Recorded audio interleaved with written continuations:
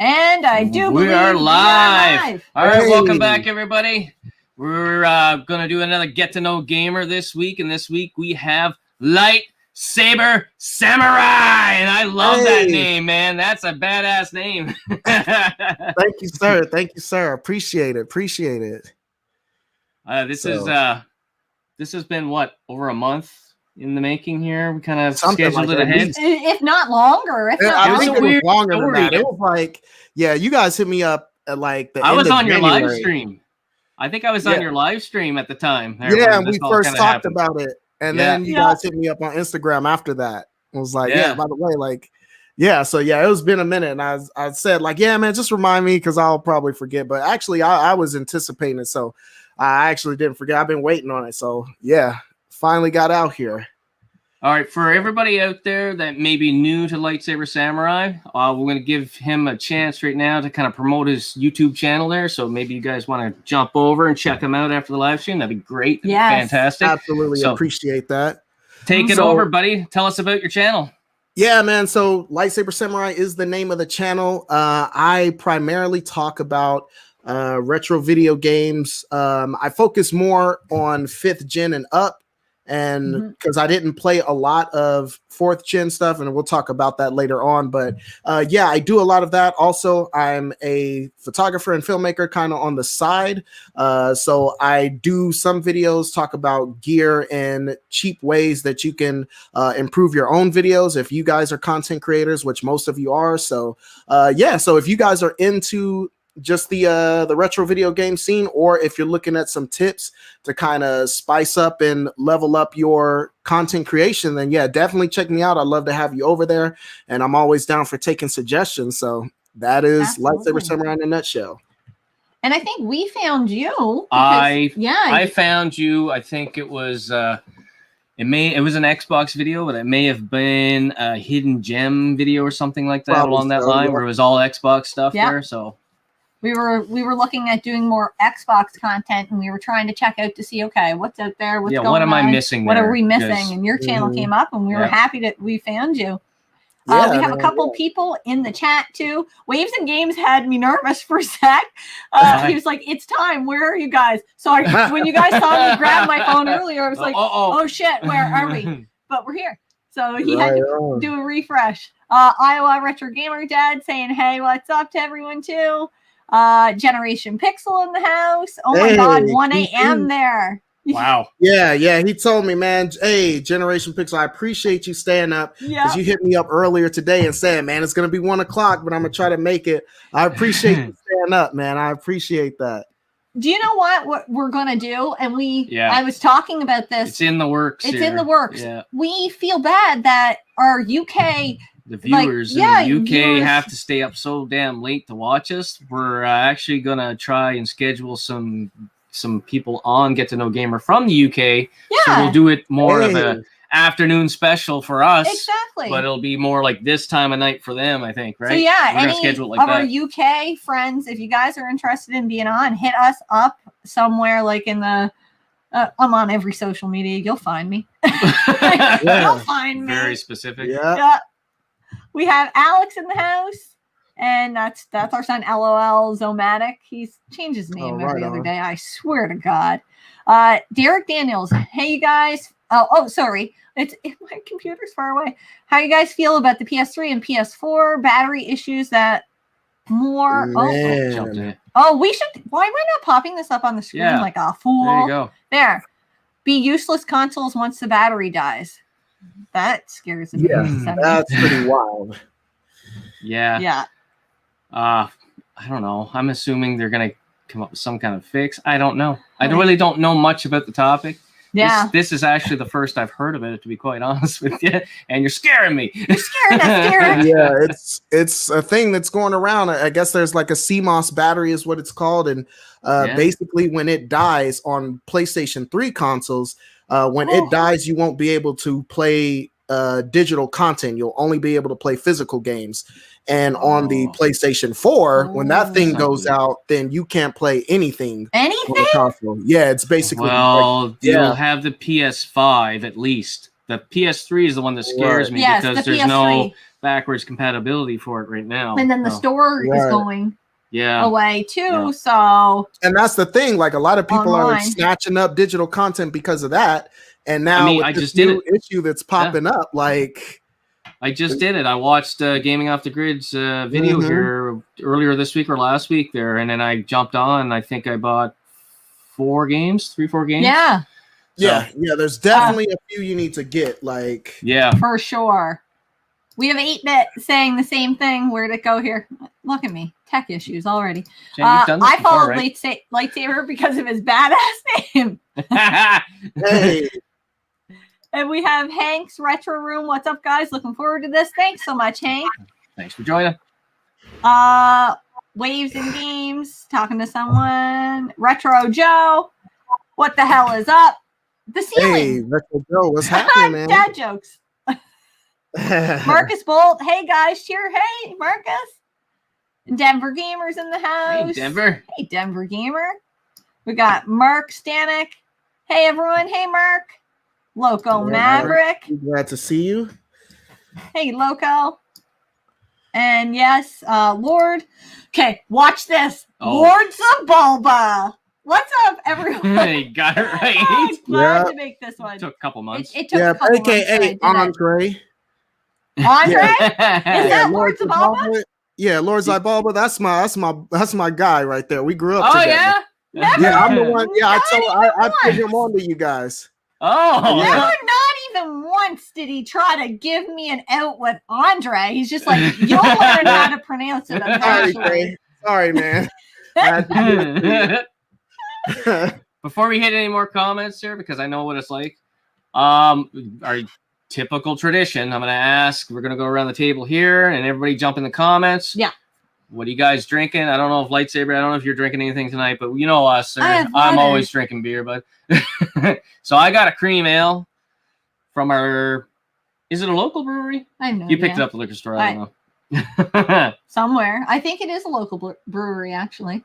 I can't remember where. You like it. That's you're why drinking I picked it water. Up. I'm drinking water right now because I had a big meal.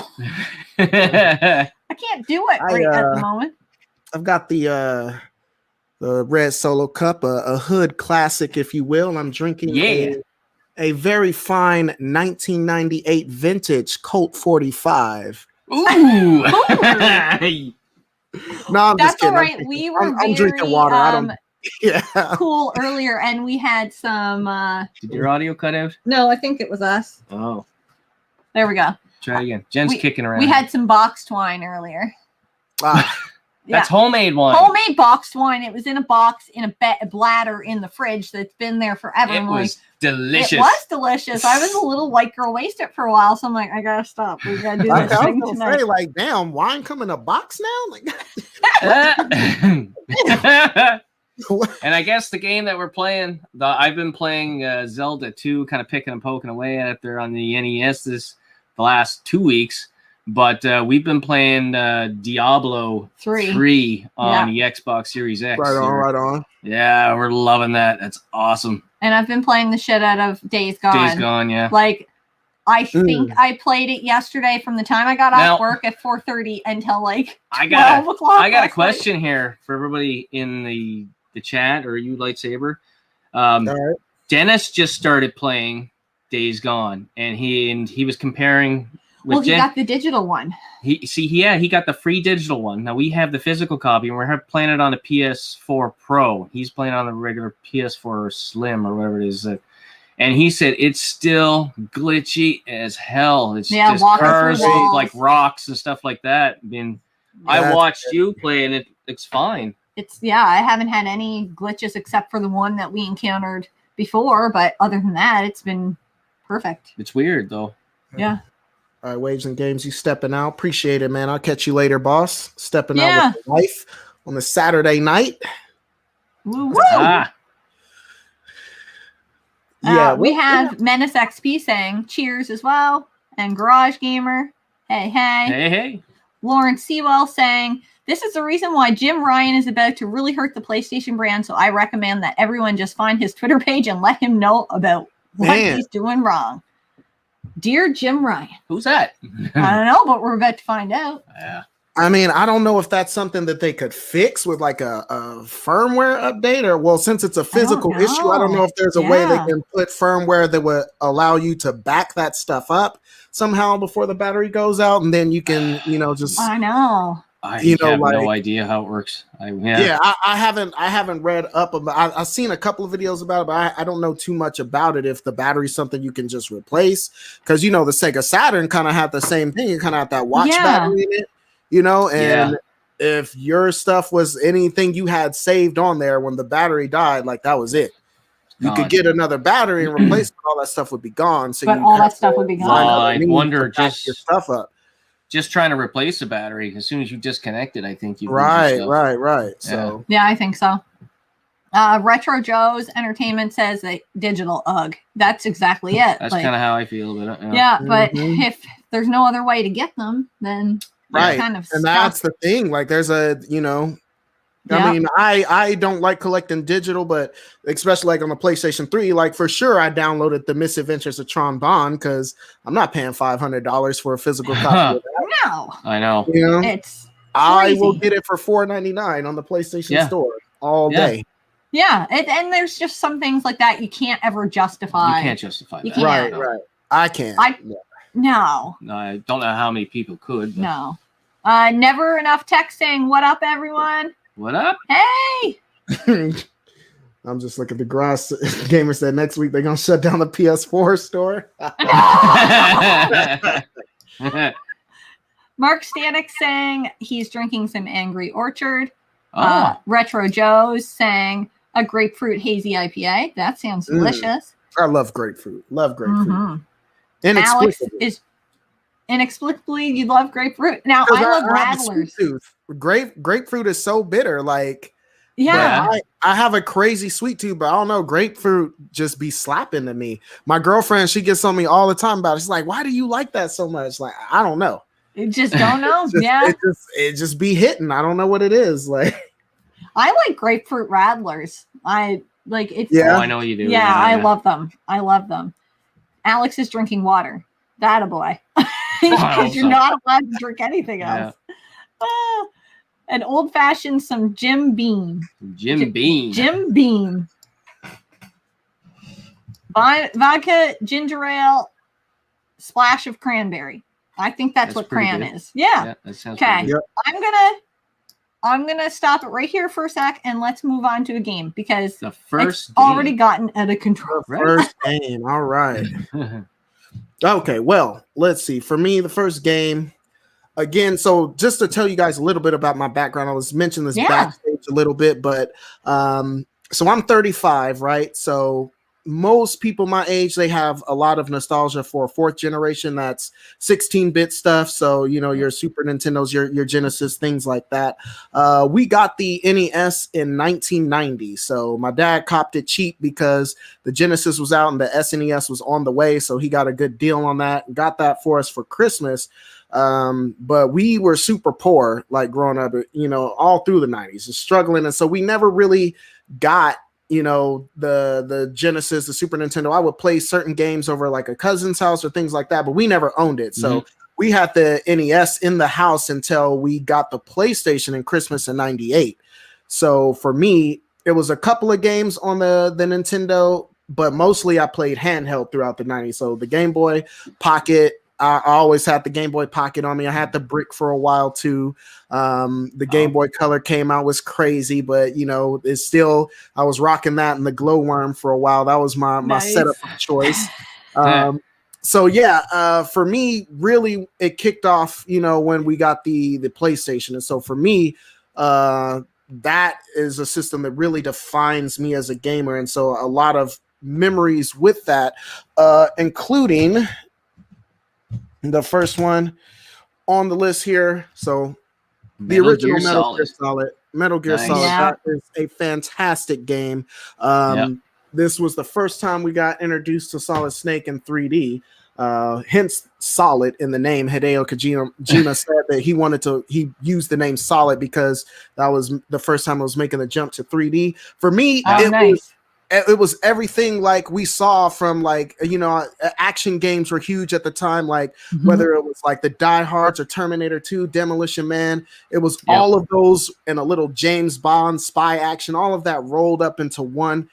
Solid Snake is a fantastic protagonist. The voice acting was on point. The writing was good. The graphics at the time were fantastic. So I was blown away. When we got the PlayStation in Christmas in '98, it came with 2 games, which I didn't grab, but Ninja Shadow of Darkness and Tomb Raider 3, I talk about them on my channel all the time. So we had those 2 games. Then we had a demo disc that had Metal Gear Solid on it.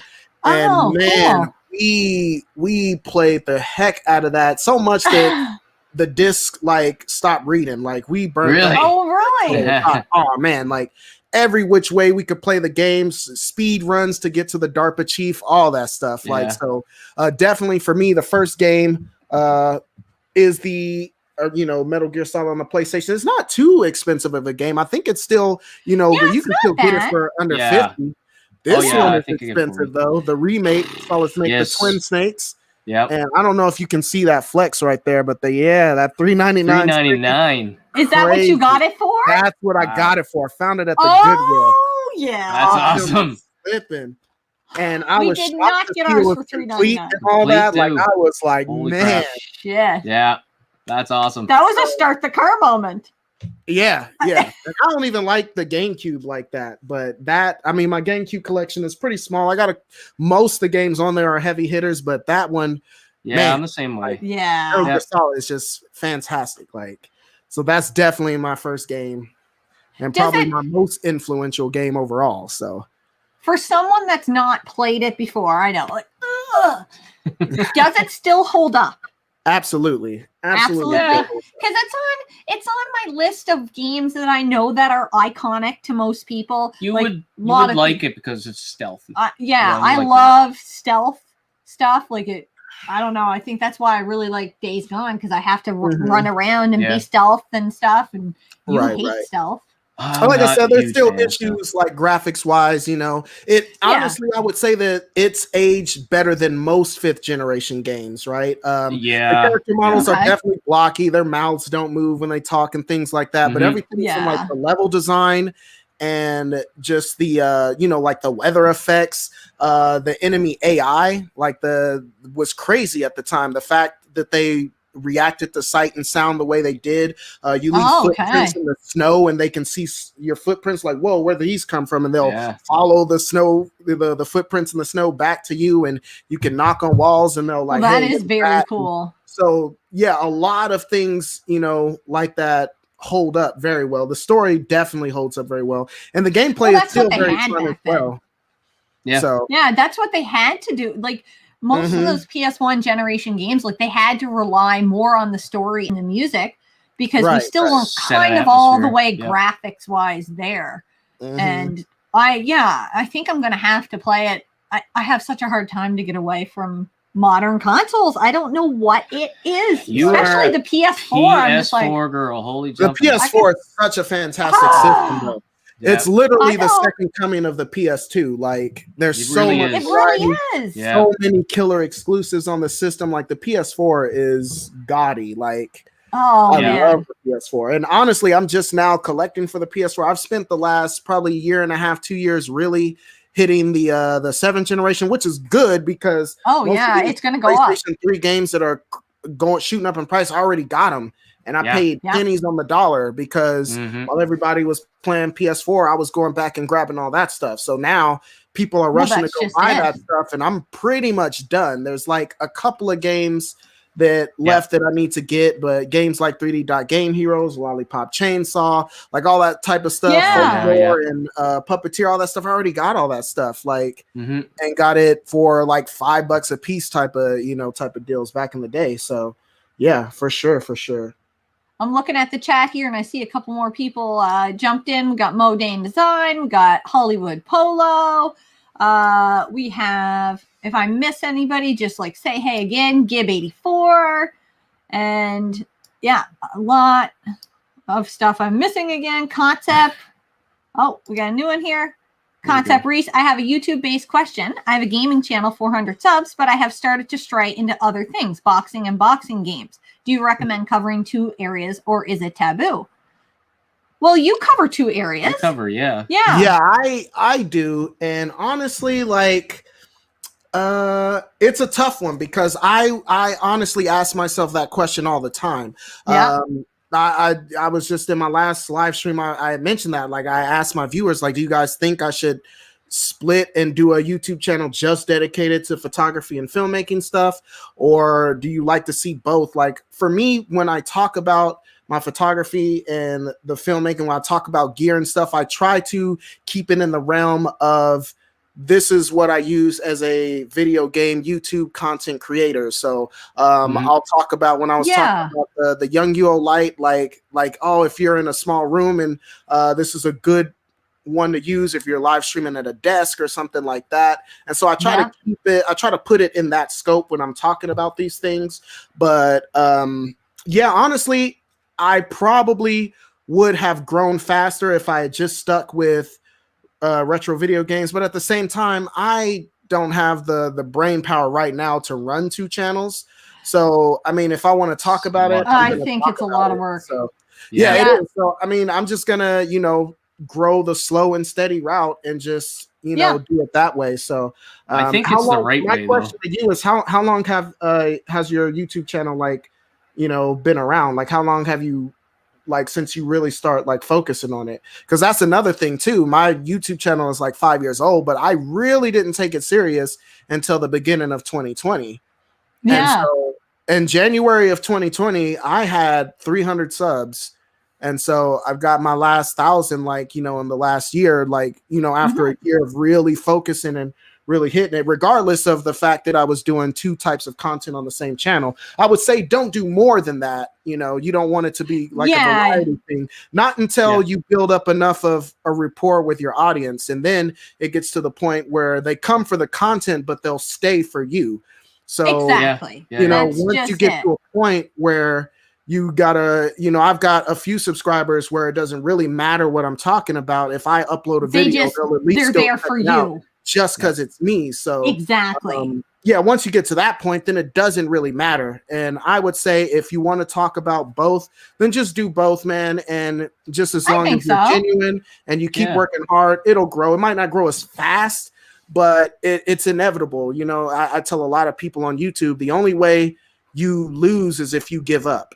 You know what I mean? So, and Modine's saying the same thing. He said he thinks it only works if you're passionate. Took the words out of my mouth. I was just about to say that. As long as you are passionate about what you're doing, absolutely, people will find you and they'll follow and they'll watch. Oh, it's basically people that have the same, I don't know, like hobbies. Like for us, it's a hobby, right? Same interests. We do game. We don't split too far, but we'll do gaming and then we'll do some DIY stuff within that realm. Yeah, it was in the game room, and then she does art for the game room. She's had like art videos on there. Absolutely. Yeah. But you know what? When you do your photography stuff, like that's something I'm passionate about too. So I really enjoy it. Scott's not as passionate about it, but you've already hooked him with you. So that's it's exactly what you're saying. It might not be everybody's cup of tea to do that, but if they like you as a person, they're going to watch your content because they want to see what you're doing. Like, and if you're passionate about it, they're going to enjoy it as well. Yeah, and the whole like photography, like video making, like side, like my passion from that is kind of a recent phenomenon. Like a couple of years ago, I was trying to get serious about making a YouTube channel. And so I found my first camera, which is a Canon T5i, found that in a pawn shop for like $300. And I didn't have the money to get it, but I had enough to put a down payment. And so I made payments on it until I was able to get it home. And so I got it home, turned it on, and I had no clue what to do with it. My videos were still really trash, like despite the fact that, oh man, I'm not shooting on my cell phone anymore. I moved to a camera, but why do my videos still look like crap? And so my brother, Aaron, shout out to my brother, he sends me a video by a content creator named D4 Darius. And he's like, hey, this guy does camera stuff. Like, you should watch him for some tips. And watching him turned into watching Think Media and Peter McKinnon and Maddie Hopoyan. Like, shout out, the Canadian content creators in the photography space. And so watching their videos, like, D4 Darius mentions the 50-50 rule. So 50% of the time you watch the skill, watch somebody else doing the other 50%, you go out and do it. So I watch a video on how to shoot slow-mo, and then I go out and shoot slow-mo, watch one on B-roll, go out and do B-roll, one on exposure triangle, whatever the case. And so basically I tried to redesign my channel. Okay, like basically like if Peter McKinnon or Matty Hapoya were doing a video game channel, what would it look like? And so then I really started to focus on. That's a great way to look at it. Yeah, and I've been meaning to ask you guys, like, since because I'm geeking out about cameras now, what do you guys use for your setup? You guys, I have no idea. Nikon, right? Yeah, Nikon D7500, and it was the same thing for me. I had no clue about the golden triangle with your aperture and your you know what I mean. I had no idea about that, so it was something I had to learn too. And I started out photography, so when I moved into videography, it really hit me like a ton of bricks. Like I was lost again, so I had to figure it all kind of back out from that end. Although video is just like a series of pictures, really, but it was still. I still had to figure things back out, and I still feel like I'm learning stuff about it. I feel like there's something new there every video. I know, it's crazy. We have old ass retro gamer in. Yo, hey, what's old up? Ass retro gamer. I love it. Peter says my B-roll is full on make art now. Daniel Schiffer, is it, or Daniel Schiffer? Schiffer, yeah, make art now, absolutely. That's my guy right there. Yeah, definitely someone I follow in the space as well. And he's got a crazy setup. He is a photographer and videographer, but he's also an inventor. So he makes contraptions like in his game room, or in his studio. Like he was featured on Potato Jet's channel, who's another content creator in that space, and he has this like device on the ceiling where he's got his lights rigged up so he can just basically move his lights, and he's got stuff voice command and like all kinds. Smart. Like it's insane. Like he's got a smart studio that he basically built and patented all these like different contraptions to make his studio it work for him. It's insane. Like, so yeah, absolutely. Yeah, and Waves and Games, like Waves and Games, he's somebody I definitely watch, and I can tell that he's with the program because I love the stuff he does. And he's still shooting on a cell phone, but his quality is so phenomenal. Yeah. His knowledge of the basics is out of control. And so definitely he's the best YouTuber in the space, like for shooting. Like if you're still shooting on your cell phone, you definitely got to watch Waves and Games and see how he does it, because nobody does it better than him. I made a video a while ago, a tutorial on how to make videos on your cell phone, and it was trash. Like it still wasn't comparing to what Waves and Games is doing on his channel. So it's wild. It's crazy what you can do with a cell phone if you really know how to use it. Absolutely. Cameras are getting better and better. Their cameras are getting better and better all the time. For sure. Yeah, for sure. Like our new phones can record video at 4K, can they not? Yeah. It's crazy. Yeah, like I said, my phone is it can shoot up to 8K. It's it's crazy. And says he still ghetto cell phone shooting. Still ghetto cell phone shooting. Hey man, that's all right. When I started my YouTube channel, I was shooting on a BlackBerry phone. And when I started, amazing. Yeah, when I started in 2016, my phone was already 4 years old. So I was shooting on a BlackBerry from 2012 when I started in 2016, and the quality was worst videos you'll ever see on the internet. But, do you know what? But I think everybody thinks that too when they go back and look at their videos. They're like, "Sweet Jesus, what were we doing?" Yeah, and like I said, I keep my videos up. Like I know some people take them down like after a while, but I keep mine up because I like to go back and see how far I've come. Like you've taken them down? No. I'll never take videos down. I don't care how bad. I don't care if like 10 years from now, people are like, well, you've got this many subscribers. Why wouldn't you just take the ones down? Because that's where it started. Yeah. That's the legacy. Right. Why would I take things away? See how we've learned and adapted over the years. And that's something for me to look back at when we're like 70-year-olds in our wheelchairs in the home. And we're like, we're going to watch us when we were younger. I don't know. And I don't want to sit there and lie to people either and make them think that like my YouTube channels always look good. Like, no. Like, it's a learning process. Do we want to hit another game? Or yeah, let's get caught up in the chat. Yeah, I'm pretty much caught up. Yeah, I see a lot of people like talking to each other right now. Yeah. And saying old videos can still help people, and that's absolutely true. Oh yeah, that is absolutely true. Absolutely true. And then people that are coming into your channel new, it's nice for them to see where you started. Johnny Chase is in there. And it's nice for new content creators, period, like to see like some of their favorite YouTubers and see, you know, a point where they were still trying to learn and figure it out as well. Exactly. I'm gonna talk about this NES game. This is the only NES game I got. Like I said, I do got a bunch of Game Boy and some Game Boy Advance stuff. But yeah, I just want to say hi to Johnny Chase there. Hey, how's it going? Hey, buddy. Hey, Johnny Chase, what's going on? Welcome to the stream, sir. All right, this game here, this is not like the most fantastic game on the system or anything like that. I don't know. Skater Die is there. It is. Oh, there we go. Skater Die. I know my covers. So yeah, know your covers. Yeah, this is not a great game, but one thing that it does have is the joust mode, and the joust game in Skater Die is so addictive. Me and my play that all the time. My older brother in particular, he is a poor winner, and you know, like he would just sit there in school, me and my younger brothers all day, and he would play this song by Tupac Shakur. It's You Can't See Me. It was off his All Eyes on Me album. Awesome. And he would just play that loudly while he beat us in joust. And it's just like, so I don't know. I gotta hit him up, man. I gotta bring the NES over his house, and we having that rematch. Okay. So Michael, if you see me, you know what? Watching this, we having that rematch, son. Okay. Have you live stream that, boy? Have you beat him yet in the game? I haven't. But you know what? You know what, Michael? I'm not a kid anymore, okay? I'm not a kid anymore, okay? Okay, this is why I do this for real. Okay, I got my own YouTube channel where I talk about games, okay? I'm doing this. This is a live stream. This feels like a live stream in the future. Oh, I hope so. I hope so. All right. Yeah, it might have to be, man. It might have to be. I'll invite him over for something mundane, like because he runs a nonprofit organization now.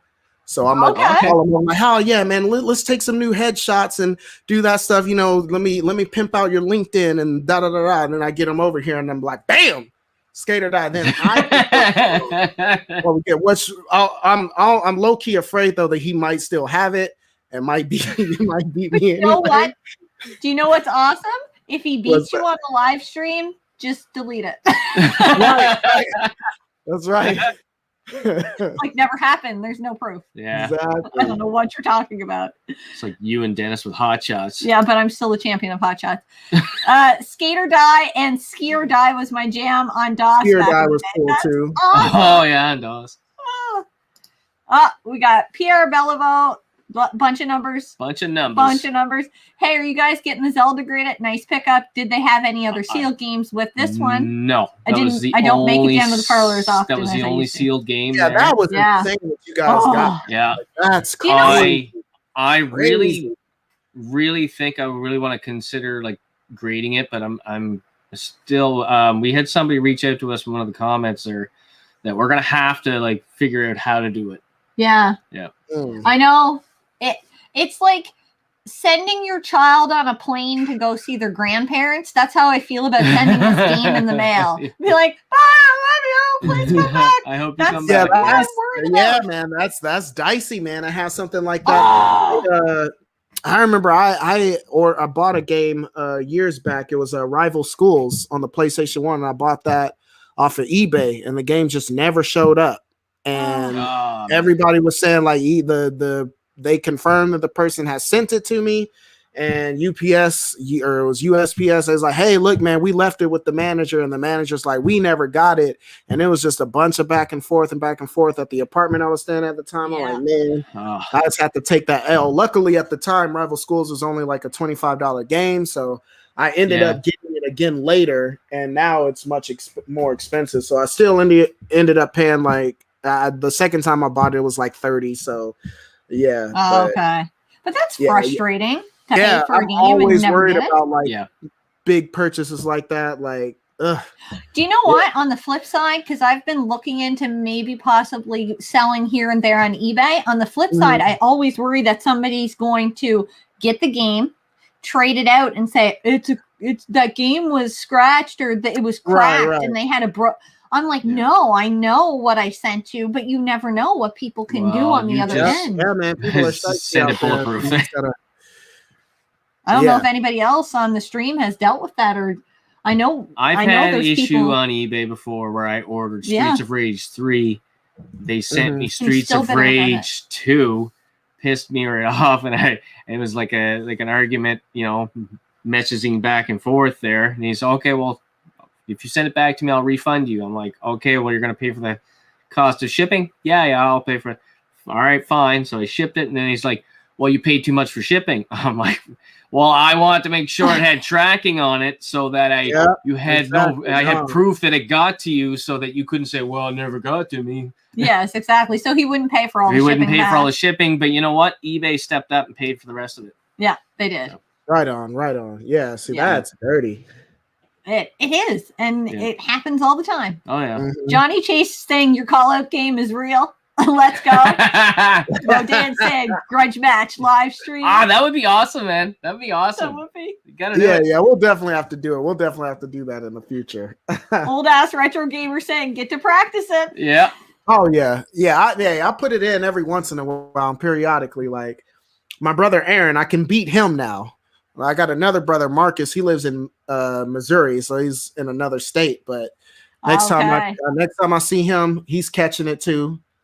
And if I can beat those two, then I'll be ready for Michael. All right. So. It's like part of like training there, right? It's like training. You gotta make your way up to the champion. Yeah. That's retro gamer saying Skater Die 2 is one of his favorite NES games ever Skater played. Die 2 is fantastic. It's a hard game though. They don't even know if I played that. Yeah, it's basically they turn it into like an action adventure game / it's got some RPG elements in there. It's actually a really fun game, but it is hard. Yeah. And I've got it somewhere too, but I really did like Skater Die 2. Absolutely. I'm gonna have to try it. Andre, how about another Tekken tag rematch? You got some honor to try to win back. Boy, I got it right here. I got it right here. Don't play with me. Don't play with me. Okay. I was getting to that part. Because me and Andre, like I said, when we were in high school, he had that you had that truck, that 8070 Zuzu. And we used to sit at the lunch table and flip a coin. Like, okay, heads, we can jip, tails will stay in class or whatever. And we flip the coin, it lands on heads. Okay, best 2 out of 3. And we keep flipping it until it was in our favor that we go jip. And then we go to his house and play either Tekken Tag Tournament, we play Dragon Ball Final Bout, or we would play Dynasty Warriors 3. One of those 3 games, in particular Tekken Tag Tournament, we used to play this game 4 games. And so we used to play this game and put our games on the line, and gamble them away and see who really had the skill. High stakes. So, yeah, we were playing games back in the day. So yeah, man, I'm ready, man. You can get that work next time I see you. You guys aren't going to bet games though again. That's another live stream right there, man. That's just, yeah. We're like, I'm writing them down. Live stream with Skater Die. Live stream with Andre. Tekken. Lord Zabalba, you're never going to be called that again. It's always going to be Andre. Nope, it's Andre. Hey, all right, look, man, I'm putting it on the table, okay? Okay. Oh, what is that? I'm putting it on the table. No, I'm just kidding. Don't See, the beauty of this is I can edit it later. Yeah, take that part out. I'm just kidding. I'm taking that out. Yeah, man. But yeah, man, good times. Yeah. Tekken Tag Tournament, since we talked about, like, fantastic game. It was like the first game released on the PlayStation 2 in North America. And I mean, Tekken had always looked fantastic. Tekken 3 was one of our favorite games as well. But Tekken Tag Tournament, and that was one of the cool things about going from 5th to 6th generation. I didn't feel that so much moving from the PlayStation 4 to the PlayStation 5, but going from the PlayStation to PlayStation 2, it felt like an It was a big leap. experience. Like it felt like playing a next gen game. Like I remember these PlayStation 2 games, they look like the CGI cutscenes on the PlayStation 1, you know, where they, you know, have the nice graphics, you know. And I'm like, man, this almost looks like that. Like the games look so good to me at the time in Tekken Tag Tournament, just the fluidity of the animations. And Namco was always about that when it came to their fighting games. Soul Calibur was no exception. Like Soul Calibur and Soul Blade, even on the PlayStation 1, those games look fantastic. Yeah. And so, yeah, a lot of hours put in Tekken Tag Tournament, and I unlocked everything on it. And I was super good at Tekken Bowl. Tekken Bowl, if you play as Jack and Yoshimitsu, like I bowled a 300. Like I bowled a perfect game with Jack and Yoshimitsu once. So that's awesome. Like, Tekken Tag Tournament was one of my favorite games. The music was great too. Like had that techno style soundtrack. Like it was so nice to play that game. Like, but yeah, we definitely, me and what was the other guy?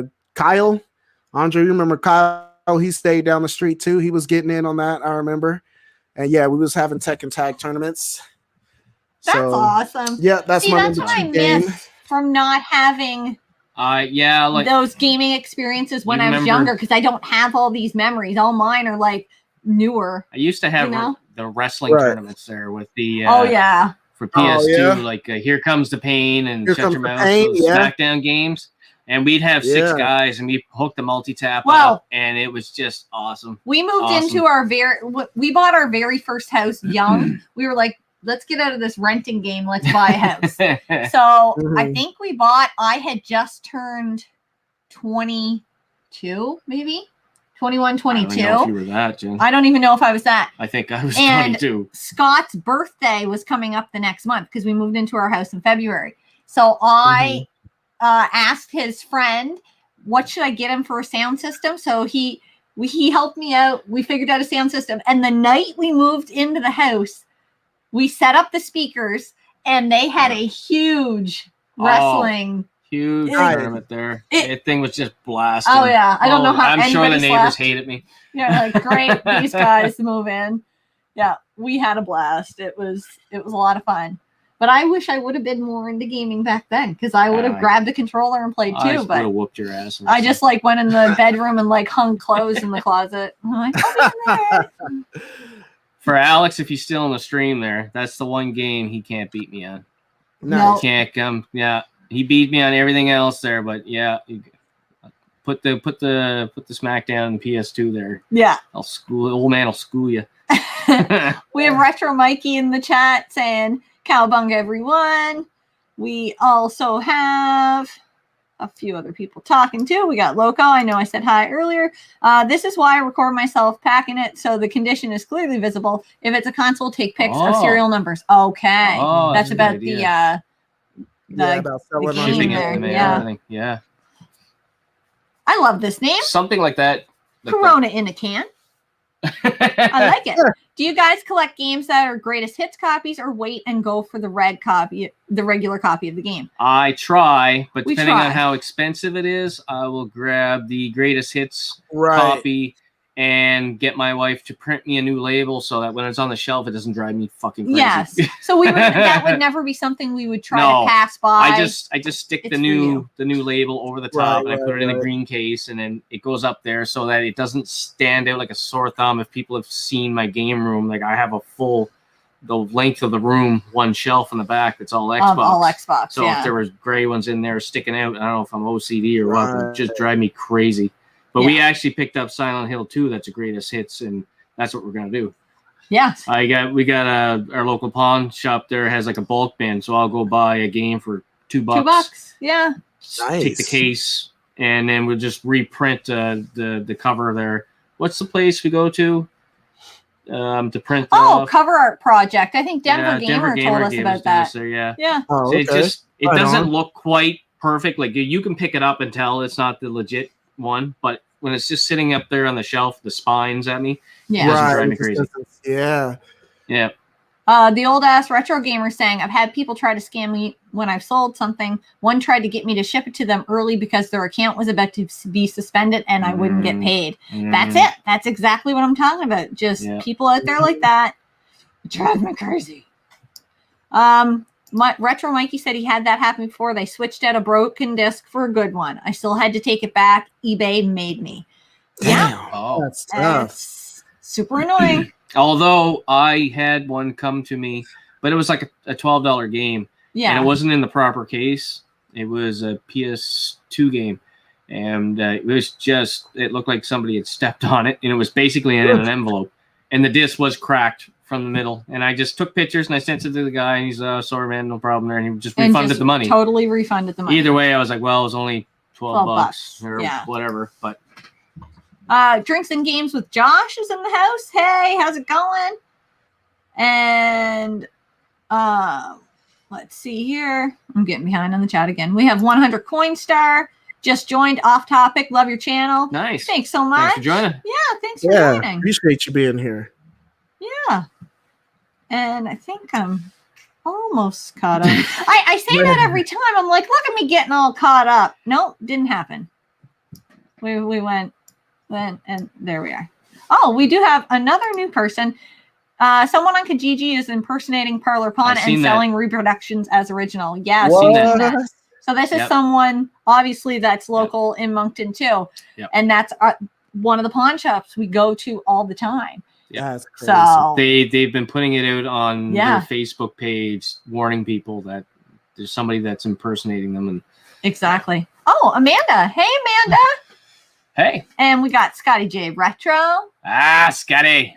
Yeah. And Modine saying neighborhood tournaments were the best. Yeah, they were. Yeah, they were. Man, that's a good time. I can't even tell you how much fun I've Now had. you're lucky to have a neighborhood tournament because nobody can get off their cell phones. It's not the same anymore, right? It's not the same. Everybody games online. It's not the same. Right. It's not the same. Gib wants to know, I've been playing a lot of 7th gen games. What's your favorite generation of gaming? Ooh. That's a tough one. My favorite generation. I love the 7th gen. My favorite generation. It's tough, man. It depends on the day. It's either going to be 5th or 6th for me. I'm going to give a slight edge to the 6th generation because 5th generation, all I really played was PS1. I didn't care that much for the N64. I didn't get some heat for that. But, I mean, if, platformers were outside of platformers, there really wasn't much to be found on the N64. I mean, for real, if we're being honest, and I at the time I wasn't playing wrestling games. There are a lot of good wrestling games on the N64, but besides the wrestling games on the platform, I mean, if I, because I was into first person shooters, and I know they had GoldenEye, but I was heavily into Medal of Honor, and I was playing a lot of that. I was playing RPGs like the N64. Can't hold a candle in RPGs. Same thing with fighting games. I mean, they had Killer Instinct Gold, which I did like on the N64, but for every Killer Instinct Gold, the PlayStation had, Soul Blade or Tekken 3 or Turbo number 1 or whatever the case. But that being said, I would give the edge to the 6th generation because unlike the 5th generation, I loved all the systems at the time. The Dreamcast was fantastic. The PS2 was great. The Xbox surprised a lot of people in being actually good. I remember when he announced the Xbox, and I remember he had The Rock. He had employed a lot. Like they were really trying to get people hyped for it. But a lot of people just watched that not that long trash and Microsoft has no business in the gaming world. And I remember there was a lot of talk about that. And so they had to fight hard to get a foothold, which they never did in Japan, right? Like they sold 2 million units worldwide, and I think only 2 million sold in Japan. So, I mean, but Xbox was a fantastic system. The game, I liked it the least, but the GameCube still had a lot of great games on it. And so, for me, the 6th generation, because every company was on point, even though the Dreamcast dropped out early, it still has a fantastic library. It was still a great system. And so everybody was winning during that generation. The gamers were the biggest winners because you found great games on all systems. All systems had great exclusives and it's a fantastic time. But so that's why I would give the edge to the 6th generation. but that's it for me. Favorite. I'm in that same boat. It's really hard to pick because I have a lot of nostalgia for my NES there, and I had a Sega Genesis growing up. But if I had to pick one console to go with there, holy jumpins', I don't know, like probably my original Xbox, because you've been playing that one a lot. The more I play it, the more I love it, and I have such a huge library for it now, and it actually performed better in most games, I think, than PS2, right? Absolutely, like when it was a very underrated console. Gotta get the version. Yeah. The Xbox version had 480p. It broadcasts in 480p, which the PlayStation, for the most part, they had a few games that were in progressive scan. It was like 1080i or 480i, which is interlaced, but the Xbox had the surround sounds. They had better sound, where PlayStation 2 was still using like Dolby Pro Logic 2, things like that. So the built-in hard drive was also a huge advantage. Games like Halo wouldn't even be possible on the other systems. Utagi, which we were talking about earlier, has a fantastic feature where you guys have played the first one, right? So like how Utagi? You know how I thought you said Halo. We were Utagi. I'm on the hunt for those games. Yes. Fly around, like I will shoot a Hidden Gems episode like in the next week for Xbox, and I'll pick them both. And it's a cool feature where in Utagi, like you can throw enemies up through walls and destroy buildings. They're very destructible environments, and because of the hard drive, it was able to save that damage. So when you go back and replay that level, the level was destroyed just how you left it. Like things like that the Xbox do that the other systems couldn't. And so for sure, when it came to multiplayer or multi-platform games, for the most part, Microsoft was the way to go, especially with first-person shooters, because I like the controller better for that, especially the S controller with those triggers. It felt really good, but for sure. Jen, you're a PS4 girl all the way, right? I can't help it. Every day of the week, I'm picking a PS4 game. Probably. I can't get my TV back. I think you're hoping I have to work tomorrow just so you can play a game on the TV. Yeah, because usually it's Scott on the CRT and me on the big screen. Drinks and Games with Josh, just saying 6 Gen. And it's a great generation there. There's a ton of games. Yeah, and they were like still kind of. Yeah. There was always like a new idea for like games that coming out, like new mechanics and stuff like that, and it just like it was impressive. Yeah, very innovative. It seemed like developers like had more free reign to do that, to come out with crazy ideas and just reinvent the wheel. But you don't see a lot of that these days. Like, everything's kind of the same. That's true. It's true. It's like movies nowadays too. Like you're like, this is stuff we watched. They have a formula. They know what years ago makes the money, and they stick with that formula. Yeah. They won't venture too outside of the box. No, but they're remaking a lot of movies too now. They're remaking a lot of games. Running out of a lot of ideas. You know what I mean? Here's our reminder to download those Vita and PS3 digital only games now. Yes. Absolutely. I already did it. Yeah. Loco saying every month or two, I used to throw a gaming party at my apartment. We had the projector hooked up and connected the Switch to it. Some Mario Kart 8. Oh, that's awesome. Mm-hmm. That is awesome. Modan saying 5th gen for me, PS1, Sega Saturn had so much content. I never had a Saturn. I never had a Saturn. And is it Many 0013? Am I saying it right? Many. I'm that's what I'm going with. Is it just me or the PS3 price is taking off? Yes. Because of us YouTubers that keep saying, buy it now before it gets expensive. Well, we just switched everything over. We try to put all our games in an app, partially because it's nice to see what your collection's worth, but also for insurance purposes. If anything were to happen, we have like a log, right? Check the app while I'm out looking. Exactly. And so it's really useful. But I had put Splatterhouse on PS3 into it, and then I was like, oh my God, Splatterhouse is expensive. What is it going for now? It's going for about 80 now on price charting. And Canadian. I was shocked. I was like, we didn't spend that on it, did we? Oh, no, I spent 20 or whatever on it there. Yeah. And that was expensive for PS3. But yeah, that is one I am looking for PS3. And everybody in the chat, what do you expect to get higher prices? PS3 or Xbox 360? I'm thinking PS3. PS3 yeah. Me too. Yeah, me too. Even though the Xbox Series X, apparently they're pushing their backwards compatibility. Yeah. Right, and that'll definitely drive prices up for the 360. But yeah. We have old ass retro gamer saying Sega Saturn says jam. Amanda grew up on the NES, hard to beat retro. Oh yeah. And yes, Modan saying PS3 prices are going up because the online stores are closing. Absolutely. Yep. Yeah. Generation Pixel wants to know, question for Scott. When you're going to start playing RPGs? I don't know if you consider Zelda 2 an RPG. Yeah, we didn't open it. No. I had a loose copy. We have a loose copy. Gotcha. We're not crazy. Imagine. Can you imagine? I've been humming and hawing for a while. Maybe I like action RPGs. You guys want to start recommending some of them there? Yeah. Turn-based. I think I really just got to get into more action RPGs first. I think so. Then find turn-based that I'm gonna ease me into it. Yeah, I'm looking big at commitment. Maybe Secret of Mana. Problem. It looks pretty good.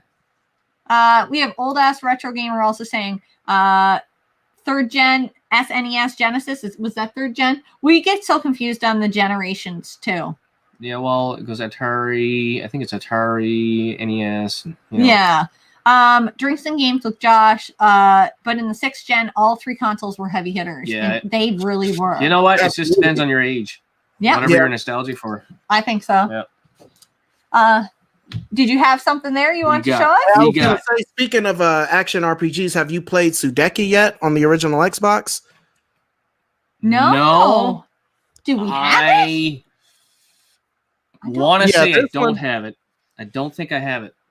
It's a great game. It's super cheap. This game is fantastic, but it came out the same week as the original Fable, so no one played it. Yeah. No one played it. Bad luck of the draw. That's a fantastic game, though. You pretty much get a party of 4. There's a guy with a sword. There's a girl who uses like claws type weapons. One that uses guns, and then another one who uses like magic with a staff. And it's awesome. Like you pull off a lot of cool combos. Kind of open world, kind of in the same way that Fable was. And I really like it. The guy with the gun, when you play as him, it switches into a first-person shooter. And so you just rock it out like that. Like it's a fantastic game. I like Sudeki a lot, but it just got overshadowed. And like I said, I paid $4.99 for that copy, and I think even now it's going for like 10. So definitely, shit. Yeah, I've definitely seen it there. Yeah. Well, we're playing Diablo 3. People consider to me that's RPG-ish. Yeah, it is. It's a bit grindy, crawler style, like dungeon crawler for sure. I'm loving that. That's oh my god, freaking cool. So much fun. So we're playing a 3-player. That's that's awesome. It is awesome. Yeah. Scotty J Retro has questions. Says, what was the first game you ever played that made you continue to play games? It's really easy for me because same answer for Jan. What's your favorite game? But made you continue to play games. I got in a position where we did the gamer education because I hadn't been playing a lot of games, that I had to force myself to start. And the first game I played was Skyrim. So that kind of forced me, but I really enjoyed it. I was surprised by how much I enjoyed it. I couldn't use dual analog up till then. I was strictly a side scroller. Yeah. I never played through an actual, like I played Donkey Kong Country 2, and I played, some Mario games and stuff like that, but nothing that I was like, okay, well, now I got to continue to play. I forced myself to start playing, and then I can't stop. All right. I know my answer. It's kind of, I hope it's a good answer here, but because I had my certain genres of games I always loved to play there when I was a kid. I love my beat 'em ups there, and like NES, you had your Jackal, you shoot 'em ups there, and And then I like my sports games. I was always into that kind of stuff, you know, Streets of Rage, and I'd always play hockey and stuff like that. So I would always play that stuff. But the game that made me want to try a lot more different games was Parasite Eve. Yes. On PlayStation 1. Great game. Love that great game. Series, and one that needs to come back. Like they remake. Yeah. I think a lot of people are calling for a remake on that. I hear that all the time. For sure. That would be awesome. Yeah. I think that would be awesome. I would love to play it. I haven't played the original one. I've watched Scott play it. I don't know what I like it. I enjoyed watching it, but I wasn't sure if I would enjoy playing it. I don't know what it was. Played it again, like it was 20 years later. I played it like literally 20 years ago, and then like just last year I played it again. Yeah. There, and it still holds up to me anyway. It's that nostalgia. That's another game that definitely holds up. Like yeah, for sure. For me, that game there, you can keep playing over and over and over. I didn't mean to cut you off there, but you can. For sure. Because your character just keeps leveling up their weapons. Yeah, you can carry that weapon over into the next game. Yep, that's true. Yeah, and it had that. The first one was the one that had like the tower that like you went through. I think like at the after you beat the game, you can do it or something like that. Empire was it? Was it Empire 100? State Building? Yeah, it was basically like the Empire State Building. Yeah, you go through the like 100 floors. Like a friend of ours said he got to the 100th floor and died. Oh, and he was like, "Fuck this game, I'm done." He was just like, "I'm not doing it again." So he never beat it. I've never gone through the tower myself. No. Yeah, maybe that's a challenge for you. Maybe. What was yours? Would you say? Me, that's a tough one. Like it is a tough question. It is. Like, my mom put me on the video games because we had the Atari 2600 in the house, and so I remember some of the earliest games I played were like Demons to Diamonds and like Hero and like Knight Rider and things like that. Yeah. And I was always just like, video games are cool. But it was, I think like for me, it was when I got the Game Boy, like, because that was the first system that was like mine. Before that, because I got 3 brothers. So it was always like we had to share and take turns and play until we died and then pass the controller, that sort of thing. And so I got a couple of Game Boy games in particular. I would say this is probably one of them, the ones here too. It's, if it'll focus, Final Fantasy Legend 2 on the original Game Boy.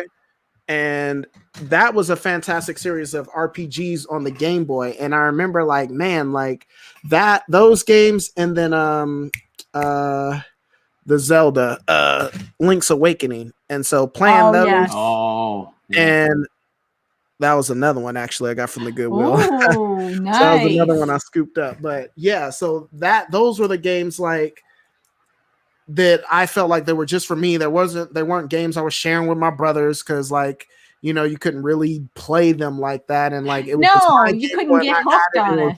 My adventure. And so those were like my first experiences where I'm like, man, like I'm a gamer now, like type of deal. So so definitely it was with the Game Boy for me, I think, is when I made that transition to it just being something in the house that we played, like when we couldn't go outside, to where I would take it everywhere we went in the car, like to family barbecues and things like that. Yeah.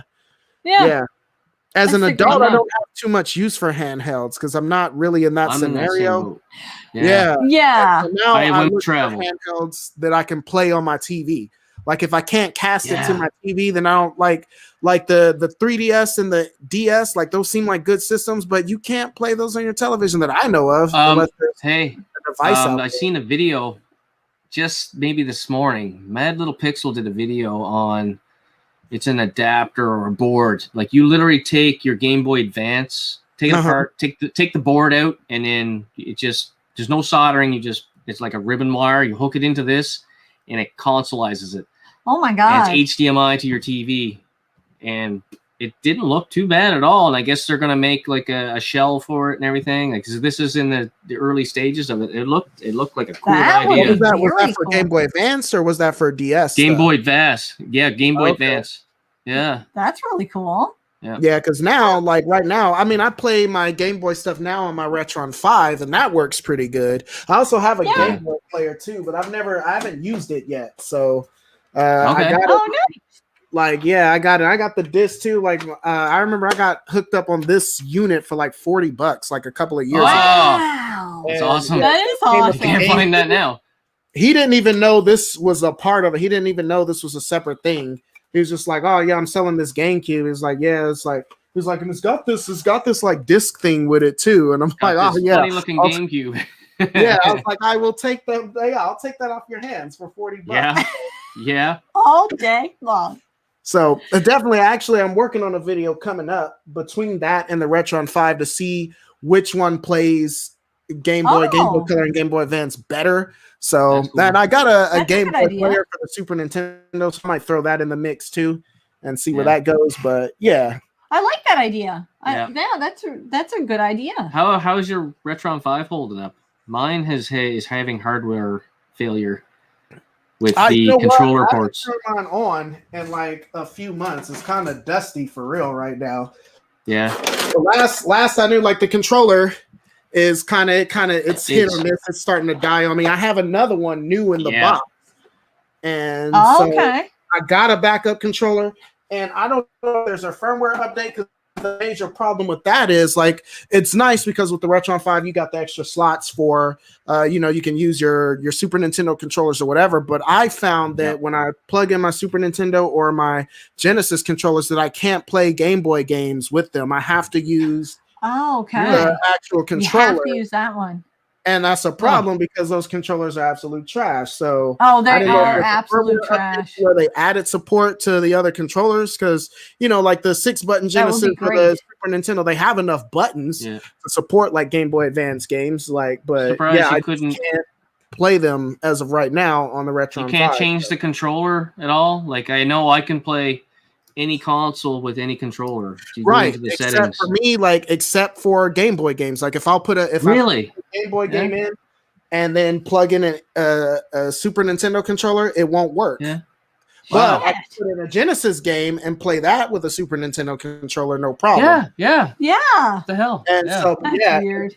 It seems to be with the Game Boy games, and like I said, the controller for me. It's ergonomically, it's a little funky, but I do like the micro switch pad. So if I'm playing something like Mario Kart for the actually it feels really good. It almost feels like an analog stick, and so this feels better to me than playing it on just like a Game Boy SP where you're just using the D-pad. Like this feels like, so for me that's really the only instance. But for that instance, it feels pretty good. But like I said, the controllers are just poorly made. Like I don't know what that's about. So I wish almost I agree. Wired controllers, they probably work better, but I bought 2 controllers with my system and used one of them like 3 times, like in the span of like a year and a half or whatever, because it was like the extra controller. And it doesn't work anymore at all. And the other one, as far as I know, because I haven't touched my Retron 5 in a while. Yes. As far as I know, it still works, but who knows? Yeah, that's a good question. Yeah, I haven't booted mine up in a minute, so hopefully it still works. Otherwise, I can't do the video. They released that new Retron console too that specifically just plays Game Boy stuff. Yep. So that one came out a while ago. So I don't know what that's about. I might check that out as well. But so I'm always looking for ways to play handheld games on the television. The PlayStation PSP was fantastic for that. If you got a 2000 or 3000 model, you can just plug in the cords and you're in the mix. And then with the Vita, they had the Vita TV, which was good. So at least you can play most games, and then much more you can if you hacked it, which is easy to do. You just download a file to it, and it basically unlocks all the Vita games, and you can play those, which is really nice. With the PlayStation 4 controller, because the PlayStation 4 controller has that touchpad in the middle that basically mimics the back touchpad on the Vita. So playing Vita games with the touch functions on the PlayStation 4 controller is actually it feels a lot better. So I do that. So yeah, man, I was lucky. I got a you could get Alex to figure that out. I never liked that stupid touchpad on the back of the Vita.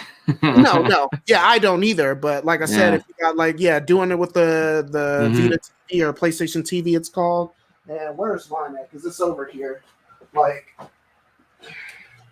Yeah, because these bad boys, unfortunately, these things are super expensive now. They are. And yeah. I got this for like $25 or $30. Like GameStop was selling them. I caught it right when GameStop was getting rid of them. And so I bought this new for like $25. Shit. And that's awesome.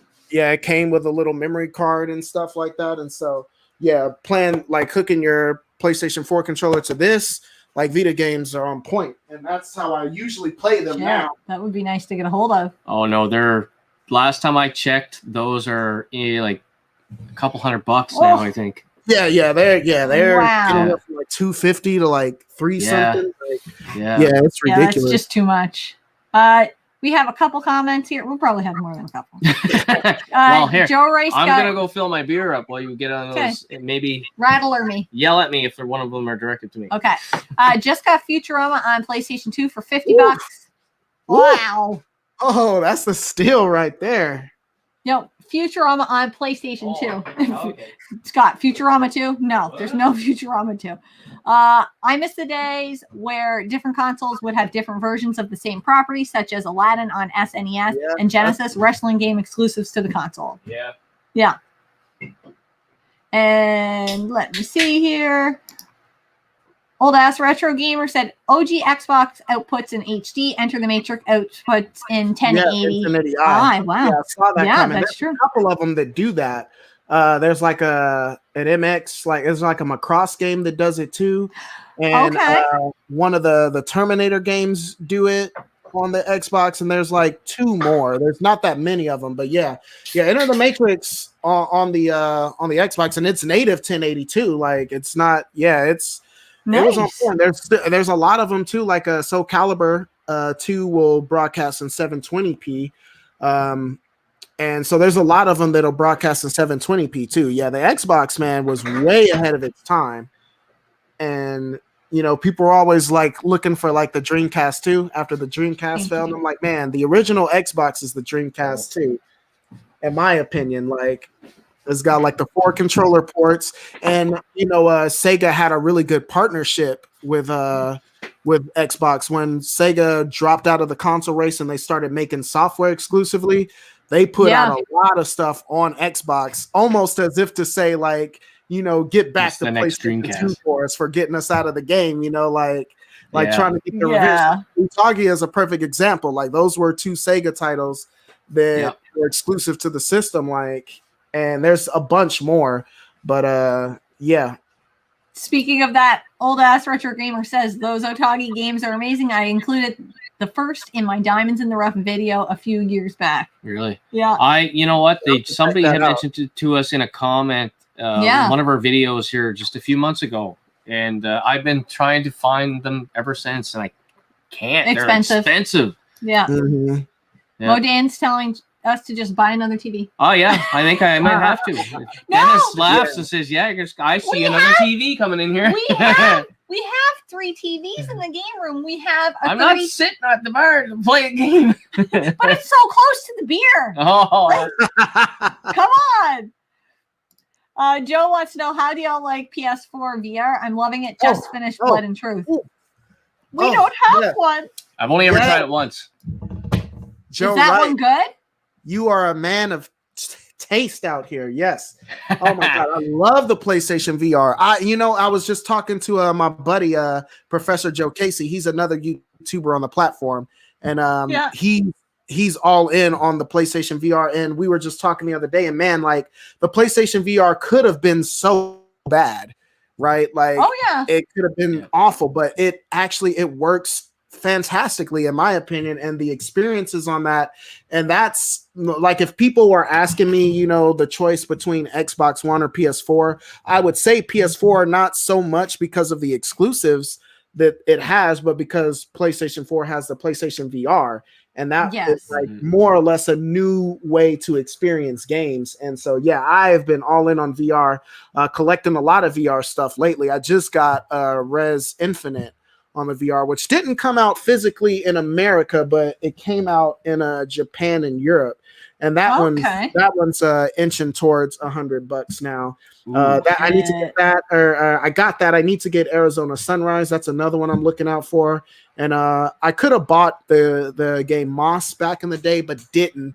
Some of my favorite games on VR are Skyrim, because Skyrim is fantastic. That's a video right there, man. That's a video right there. Yeah, favorite VR games. I did a VR video years ago when I was shooting on the dirty cell phone, but I definitely need to update that concept because I've been playing a lot. Farpoint is fantastic on the VR. Rick and Morty is good on the VR.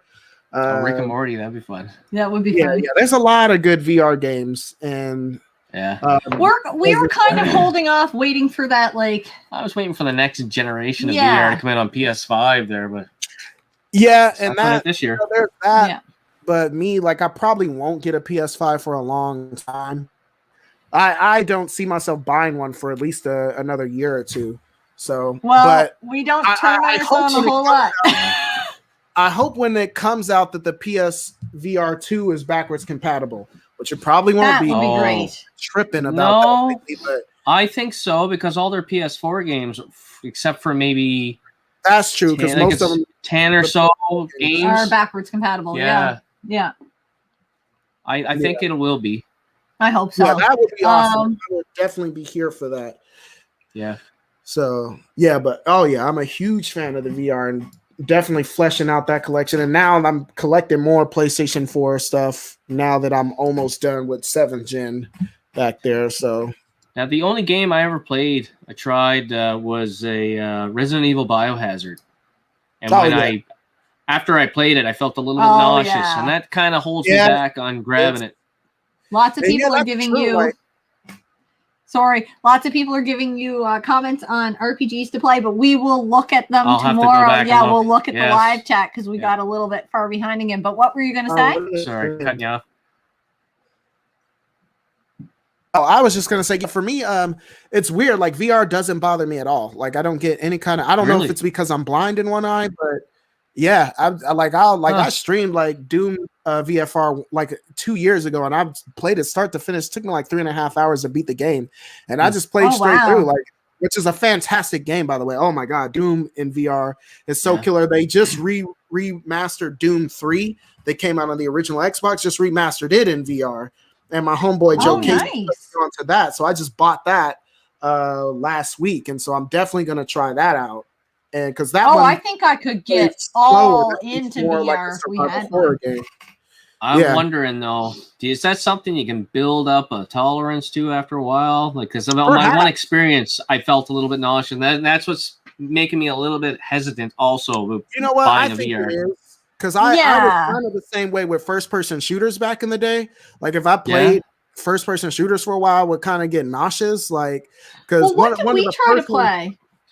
We actually tried to play Gears of War split screen. I couldn't do it on the big screen, and she was getting nauseous. I was getting too nauseous. I felt like it just was like everywhere. I'm like, I had to. I hated the idea that I had to stop it. I'm like, I can't do this, Scott. Like, I cannot watch the screen. I'm getting nauseous. Yeah, we didn't get far either. No. Yeah, it's weird. Like, split screen, like, for me, like, especially like when we played, me and my brothers played a lot of split screen games, like on the PlayStation 1 and 2. And when the screen is split horizontally, like, that messes with me. But if it's split vertically, then I can deal with it. Like, it's interesting. Like, Gears is horizontally. I can play GoldenEye for that. Like, GoldenEye used to mess me up when I would go over my friend's house and play it. Really, man. Oh, Generation Pixel said goodnight, but that was probably like 20 minutes ago. So when you see this tomorrow, we said night to you. And also, shout out to Generation Pixel, okay, for winning YouTuber of the Month. Yes, I saw that. Okay, I saw that. That was awesome. Yeah. And I am having a hard time because there's 2 channels that I'm subscribed to or that watch us that are nominated this month, and I don't want to have to choose. I don't. It would feel bad. So unless I can give a vote for both. Well, I could vote one on my YouTube account, and then you vote one with Retro Rivals. That's what we'll do then. So don't get pissed off if you see Retro Rivals voting for one and not the other. Scott Burns will vote for the other. That's how I go on there, and people are starting to learn who I am. That sucks. Yeah. We also have Gernaldino. I think I said it right. Hello all. Sorry, I'm late. Unplanned nap. That's okay. Don't worry, man. You're gonna need it. Cassandra's lurking. Hey, Cassandra. Cassandra. And who else do we have in here? We'll skip ahead on the chat. Sorry if I miss anything, guys. I see Corona in a can, and I just have to look. Parasite Eve is on the PS3 network for $5.99. Great pickup for sure if you don't want to drop $100 on the disc version. I have the disc version. Up in price crazy. Yeah, it did. Definitely, like you should be snatching those up. Herc's Adventure is another one that's expensive now. Oh yeah, one that, like I said earlier, Misadventures of Trombone, Mega Man Legends, both of those are on there. And the first Mega Man Legends is like 40, and Mega Man Legends 2 broke 100 recently. So didn't get both of those for $9.99 on there. There's a bunch of them. Like, I think they got the on the PlayStation 2 side, I think they still got the Fatal Frame games on there. You think so? Yeah. Man, I was hoping that they would put Rule of Rose on there. Or, right? Yeah. That would have been killer, but it wasn't to be. I'll never have that in my collection again. I used to own it, and what is it up to now? Like 900. Oh, yeah. Oh, 900? Yeah, it's crazy. It's like 900 Holy now. Shit. When we were in Quebec there, not that long ago, I think I seen it for in the 200s. Yeah. Yeah, I saw it like four years ago here at a local vintage stock, like 4 or 5 years ago, and it was $189. And I'm like, man, that's too rich for my blood. But man, I wish I would have got it. Wish you would have got it now. Yeah, I remember buying the game originally for like $35. So I'm like, man, I'm not paying that for when I paid $35. No. Man, played myself. I should have got it. Should have got it. Shoulda, coulda, Co-op Nerds is in the house. Hey, everyone. We also got Chill Scissors. Hey, Chill Scissors. Chill Scissors. That's my guy right there. Yep. Yeah, he's awesome. Great channel. I discovered him through YouTuber of the Month. Yes, exactly. Yeah. We have Davis Deadly. Hey, Davis Deadly. And do we have anybody else? Oh, Pawn Gamer Guy. Hey, how are you? And I'm trying to get caught up again. Holy jumping. Greg, I don't know if I said hey to you, but I've been reading as I've been going and trying to get caught up. But I did see in the chat earlier, and we got Dan Bunch of Numbers. I don't say all the numbers because Dan Bunch of Numbers. Dan Bunch of Numbers. Is it too late to get into PlayStation VR? No, I don't think never too late. Most of the games have not risen in price. There's not a lot of heavy hitters. The most expensive games that I'm aware of are Moss is going up in price. Moss is hanging around like $40, $50. Res Infinite, because it never came out physically in America, that's going to cost you about $100.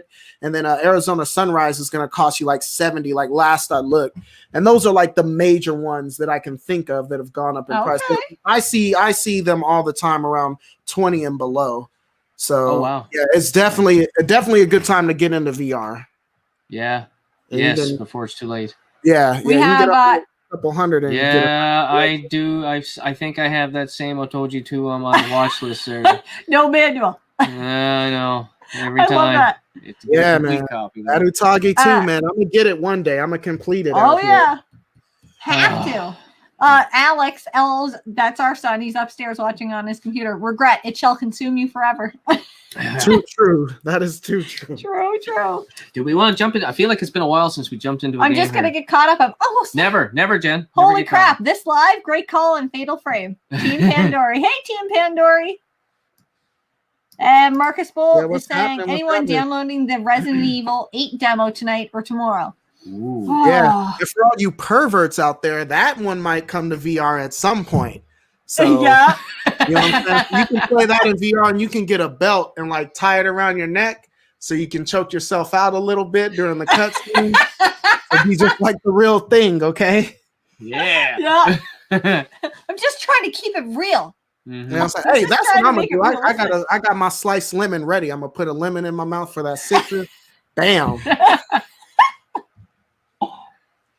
But I love yeah, it. man. Let's do another game there. It's getting weird. Okay, I'm gonna just do all my Game Boy stuff. I mentioned the 2 RPGs. Also, another one that was huge was Super Mario 2 and the 6 golden coins. Oh, nice. Yeah, that was one of my first games that I just beat so completely, and I like unlocked everything there was to unlock on it. We can't talk about the Game Boy without talking about Pokemon and the impact that Pokemon had. The only one I have left is I got this one. That's silver. I don't know why. That's silver. Yeah, Pokemon Silver, and then I got Fire Red on the Game Boy Advance. But Pokemon, man, Pokemon was so crazy because everybody got into that. Like that was the game that made the Pokemon was the game that made everybody come out of the closet, right? Like, we were we were all gamers, but you didn't necessarily let everybody know you're a gamer, especially during that time period. Because in the late 90s, on the PlayStation, you was either playing wrestling games on the 64 or you was playing Madden on the PlayStation. Like it, that's all like cool like kids. They played the sport, and like, oh no, we don't play that kiddie stuff and da da da. But man, they had the thugs was out there on Pokemon talking about. Man, it's like fighting dogs. It's like dog fighting. And I live in the Midwest. And we be fighting dogs out here. It's terrible, but that's how they get down. So when Pokemon came out, it's like, oh man, it's like little dogs, man. You make them fight. Da da da da da. And then like I remember the gangsters was like approaching me on the school bus stop. I'm sitting there waiting for the bus, and I'm playing Pokemon Red, and I'm my starter Pokemon is Charizard because of course, like that's like the best starter Pokemon. But the thugs was running up on me talking about, nah, cuz we don't do that Charizard around here, cuz. You know what I'm saying? You gotta get that blast. I think that's Alex's favorite. Yeah, man, Charizard. I think of course. But man, that was one of those games that everybody was doing it. We were all on the bus stop with the link cables, getting down with each other, like oh yeah. It didn't matter. And then all of a sudden, all these people that I never thought played that come up. Oh, yeah. Pokemon, man. Yeah. What level you want to trade? Da, da, da, da. Yeah. Pokemon was crazy. Like, I don't think people understand. God, like, you had to been. That's one of those things in gaming history where, like, you had to have been there, to know how crazy it was. It's like seeing Street Fighter 2. Like drop in the arcades, like, and how that revolutionized the fighting genre. Like you had to been there to know how crazy. Yeah, that was my time there.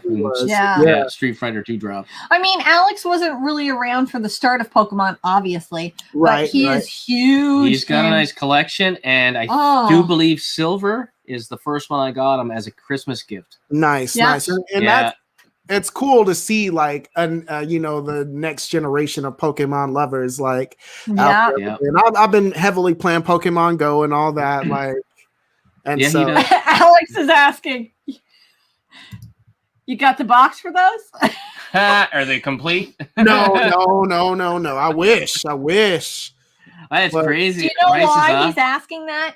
Because he has Heart Gold loose. Mm-hmm. We got it for him for an amazing price. Wouldn't have been this Easter, but last. It was one of the ones he was like, I have to have it. Yeah. So we saw it at a local pawn shop for $49.99. It was a really good price because there was a big blob of fingernail polish on. Yes, and a marker on top of the fingernail polish. And I was like, I'll never try to get that off. There's no way I don't damage the label. So he got it, and I said, I'm sorry. It's not a great, copy of the artwork, but it is what it is. You'll be able to play it. It didn't matter. Actually, a couple days ago, we were looking up the prices of them all, and that game is just skyrocketing constantly. So I said, Alex, bring it to me. I'm going to try to get that marker, that fingernail polish off and the marker. And you know what? I got it completely off, and he would bring it downstairs. Perfect. Alex. It looks perfect. Yeah, awesome. I used a little bit of acetone and mean green, and if anybody watched our last video, I love the shit out of mean green, and it worked. I didn't use the acetone a lot, just enough to loosen up the layer, and then I used mean green, and it worked on my way. He says. Teen Fanboy is saying, saying Pokemon is a gateway drug. Then Zelda. Then Final Fantasy. Yeah. Pokemon Blue for me. Looking forward Zeldas. To what is that? I don't know how you pronounce that. What is? I don't know how to pronounce that either. Pokemon Blue for me. Looking forward to Arceus. Arceus? I don't know what that is. No, I don't know I either. misspelled it. Yeah, maybe it's a misspelling. Or Marcus it's a new game coming out that we don't know. Oh, you there? You got a delivery. You got a delivery? He even put on a shirt and everything. My child never has a shirt on. So You yeah, can't see that from you there. can't yeah. see it because it's Put it blurry. way up to the camera. Well, then it's going to get blurry. Yeah. Either way, Well, whatever. that I'll try. used to have marker right on where it says. Take it back, bud. I know. We used to have on It's the perfect Nintendo now, DS. There's nothing on it now, and I know how to Yeah, make it's super clean. I was Yeah. willing to try it for so once I cleaned that and he found out how much it was worth, he started putting in all his games on the price charting app too. He was very excited. Yeah, Pokemon. He's got a nice little collection there. You do have a nice little I have collection. one of every generation. Yeah. Do you? I have the first generation one, second generation one, third generation one. What's your favorite? Ooh, tough question. Come that answer. I've beaten? Come No, answer just to your- the crowd. Half of the What's your generation. What's your favorite? Come You think answer- about it and go up and add it to the chat. I'll be right back, guys, because I got a deal. I think it has a Pokemon game Why on. am I I want here? to see which one it is now, so I'll be right Okay. back. Hold on. Yeah, sure. All right. So I'm trying to- anybody that might play Pokemon in the chat, let's see. No, it's the new Pokemon game coming out where it's free roam catching style. Oh, Ah, okay. nice. Yeah. So You know about that one? No clue. No? Watch out for the painting behind you. So anybody in the chat, anybody that might enjoy Pokemon, what's your favorite Pokemon game? What's your favorite Come on. Pokemon If we could game? only could keep one, which If you one could would only be? keep one. And price is no issue. Well, the one I'm Yeah. thinking of is one of the more expensive ones. Okay. Yeah. Which But one? I've beaten it, and I haven't Doesn't got matter. almost to completion, fully. Like So which one is it? Emerald. Emerald. Yeah. It's Yeah. good. Modan saying, "Wow, he's looking so grown up." Yes, and he's Getting older sounding and so older. grown up too. Yeah. He's got a little bit of a mustache And a little bit of a little bit of the acne. It's working on the beard. She's touching me a lot. And that doesn't sound good. All right, bud. Yeah. So, anybody else? Oh, here we go. We have Team Pandora saying Pokemon Blue. Everything else sucked. Ah! I Add mean, it in the well, red comments. and yellow. You know, they had Yeah. yellow, the special Pikachu edition where Pikachu follow you around. They were all basically Yeah. the same game, though. Yeah, that's true. Yeah. He's told And me they that had green. before They too. came out in Japan. Let's see, which one is it? So yeah, my friend gave me. It's actually my girlfriend's friend. She gave her a bunch of like DSs. DS. Oh yeah. Ooh. I wish 3DSs for real, but and this is the one that has the game in it. And you got Pokemon Diamond, I guess. I don't know. Oh, nice. I don't know a whole lot about them. No, Alex freeze? is like Pokemon thing about. There Nope. you are. nice. Yeah, I froze for a second, I think, but so I don't know Yeah, if that that's one's okay. expensive or not. I have But no I might try idea. to. I guess we'll have to see. Alex is going to tell us So now. what- in the They're chat. all kind of sought after. Alex is saying yellow is hella expensive right now. Oh yeah. Yeah. Dan Bunchen was Yeah, I saying he have was that. old I don't enough and know lucky where enough to it get Soul Silver at launch. Oh, Soul cool. Silver, I do believe complete is very expensive too. I might I be would like confusing Soul that with Silver something because else. I really like silver. Yeah. Yeah. Pokemon Blue was the first one Lords of Bulba played, so now I'm back and calling you Lords of Bulba. I think I'm just trying to flex my ability to say your name now. Right? Gen 1 for me, I grew up playing Red Blue. Pokemon Gold. Yeah. And Alex said yellow's hella expensive. Team Pandora said, how many girlfriends do you have? 3? Is that for Alex? That must be for Alex. That's for Alex. He can't handle 3 women. I hope you're not talking to me because I'm not gonna tell. Yeah. Silver is same as Heart Gold. And Dang, 200. Alex is saying Canadian. $200 Canadian. Yeah. Ouch. Yeah. Yeah. All those Pokemon games, guys, you got them there. They're really shooting up. Yeah. All Pokemon games are decently priced, at least. They're going up, actually. Yeah. I don't know why it is. The last probably 6 months, they're really flying up there. Dan, bunch of numbers. It's just money. He's so sad to sell the Pokemons. Yeah, he was very excited when he started putting them in. I think that, I don't know, it was like a bit of a moment pride for his collection. Yeah. Because he does have a decent little collection of games, right?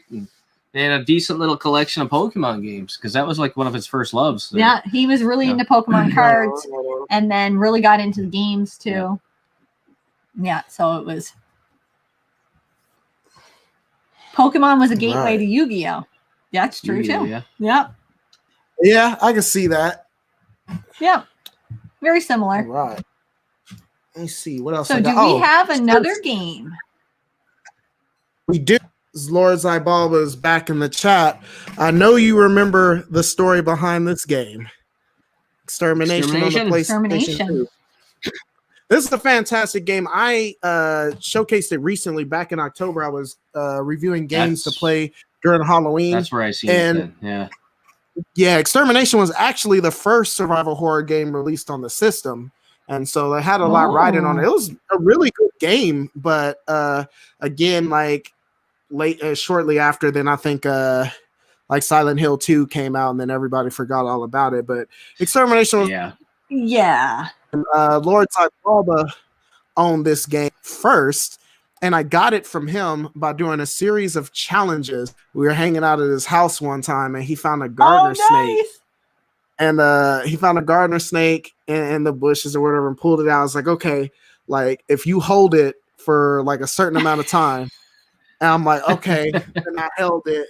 And he's like, nah, that was too easy, man. Nah, you got to do this. And I was doing all these challenges. Eventually, he put the snake in a bag and was like, all right, you got to hold it with your mouth. And I'm like, all right. So I held it in my mouth and I'm doing that. And he was like, nah. He's like, now you got to put it in your mouth. A snake in the bag, and I held it in my mouth. He's like, you got to hold it there for like 30 seconds. Like, all right. And all right, nah, man. Now you got to dance around a bit. I'm like, just give it a goddamn game and take the snake out. He ended up giving it to me, so that's how I got Exterminate. Time to see how far you go. You know what, Jen? I have the exact same for you. Going there. I'm going there because you know what snake he's referring to. Ladies and gentlemen, my husband. I want to talk about this for a second because I saw this. I think it was on Twitter or Instagram. I can't remember which one I saw it on. I found a Sega CD collection at a garage sale yesterday. Now, correct me if I'm wrong. Were they not 50 cents a game? I shit you not, guys. Crazy. Tell us in the comments, Pawn Gamer Guy.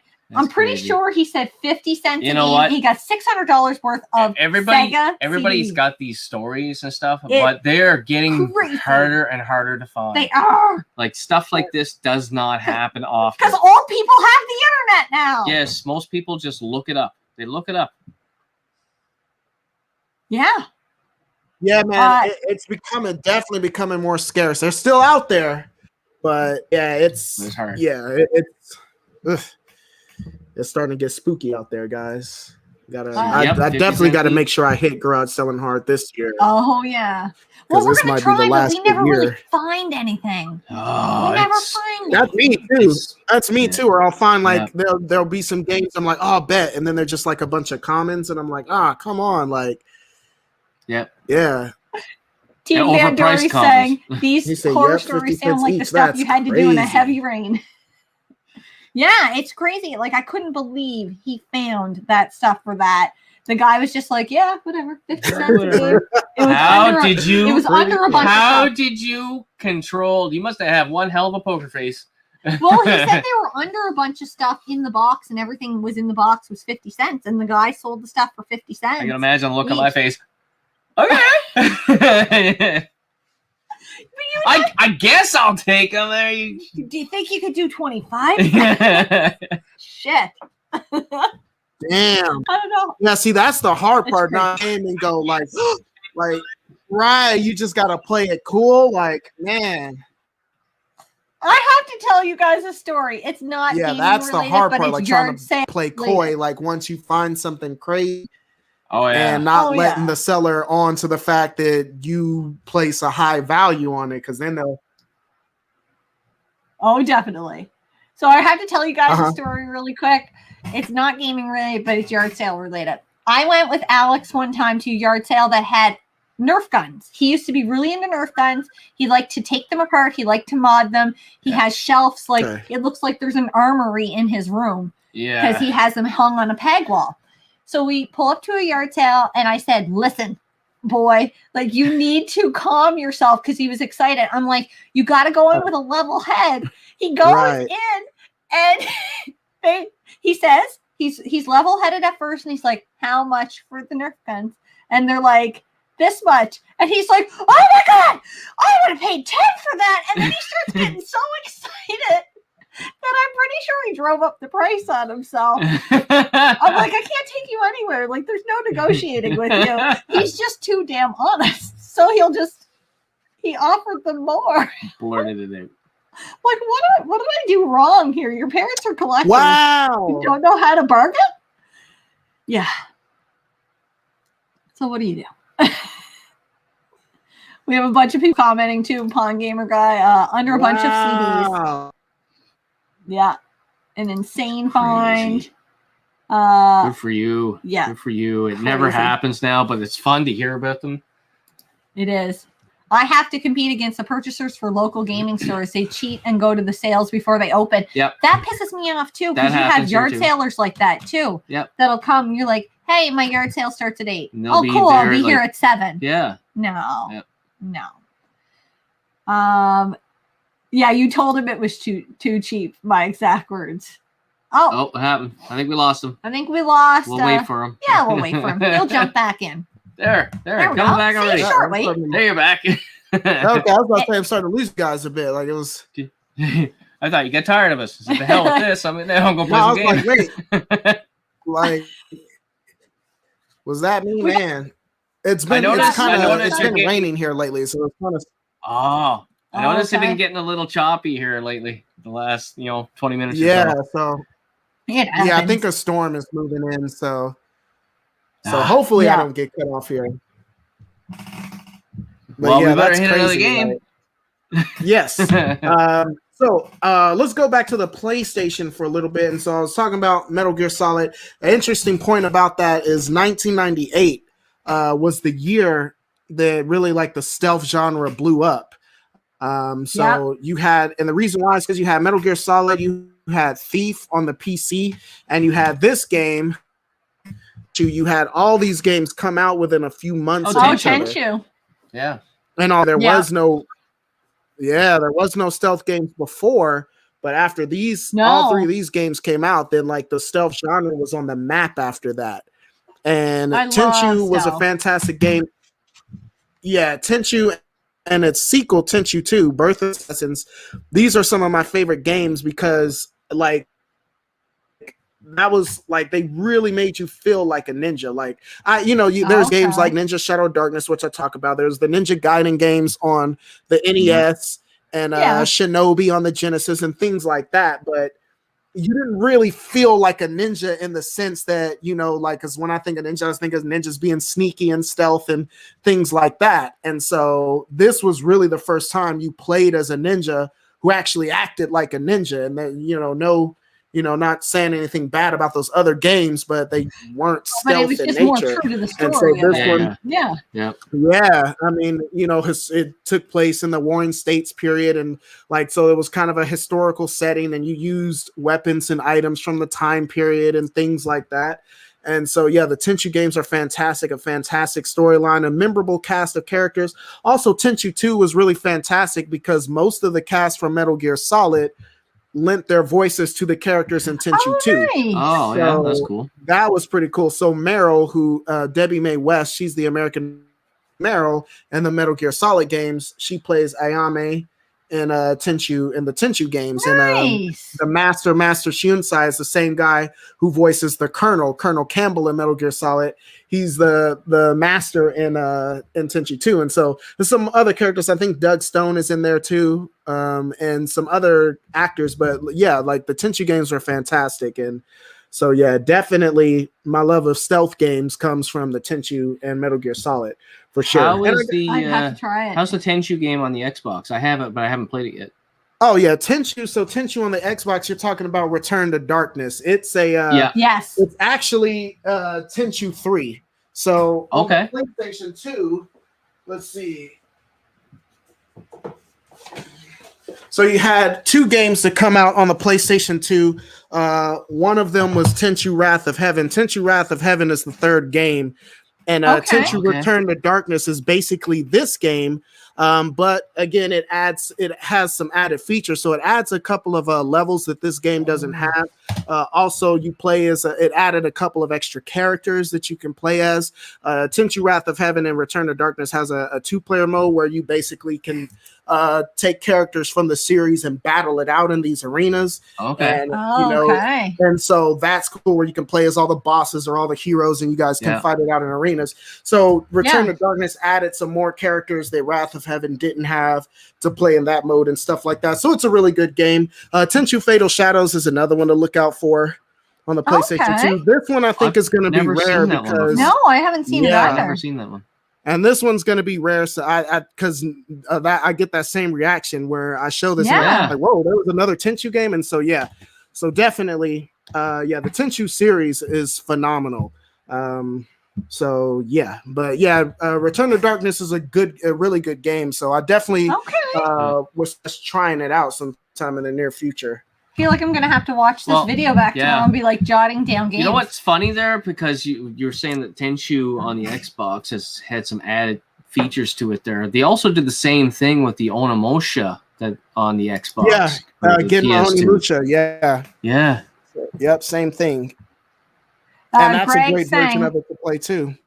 I really, really liked Onimusha series there. Yes, you did. Yeah.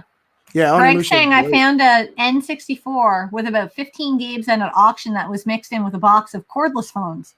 It was all older folks, so they didn't know what it was. Got it for $11. Was losing my mind. That's crazy. Yeah. Nice. Lord Zabal was saying, "What? Who are you?" Almost as iconic as the Metal Gear Solid alert sound. I probably said, "What? Who are you?" Yeah. What? Who are you? That's what the enemies will say if you get spotted.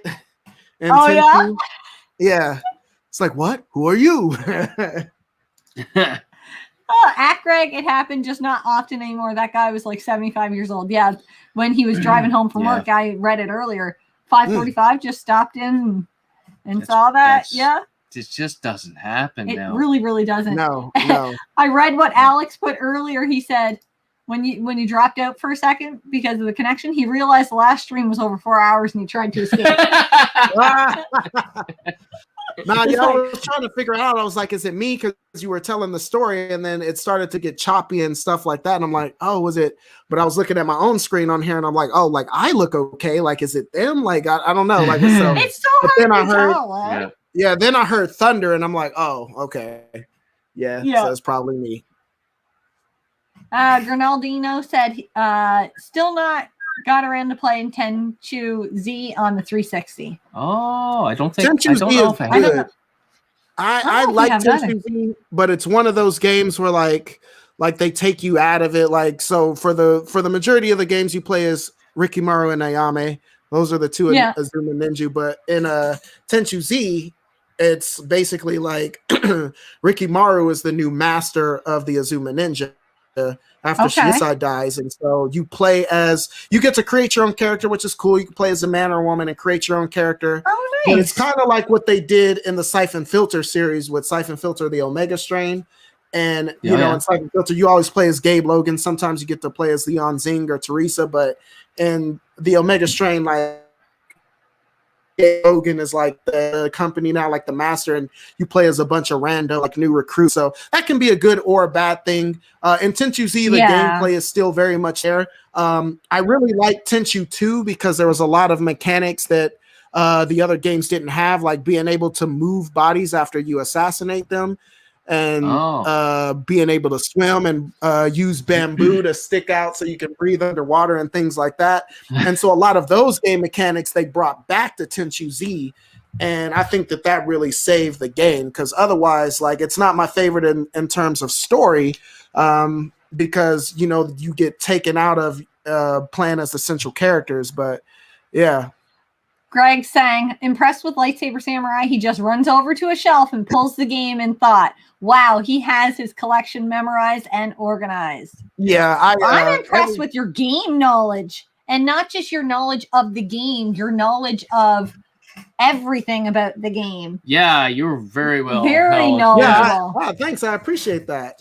Very knowledgeable. My collection, for one, is not very big compared to a lot of my peers. Like, I especially like these last few years, I've been spending more money on like equipment and like my production and stuff like that, and not really buying games. So my collection now, like, I'm not even at 1,000 yet. I think I'm at like 870 or something last I checked. Yeah. So, but not only that, like, I got everything in alphabetical order. So I got a shelf and right there. That's Xbox 360, Xbox One, original Xbox. And so, like, yeah, it's pretty easy to find stuff just because my collection's not that big. But yeah, I appreciate that, Greg. Like, that was very nice of you to say.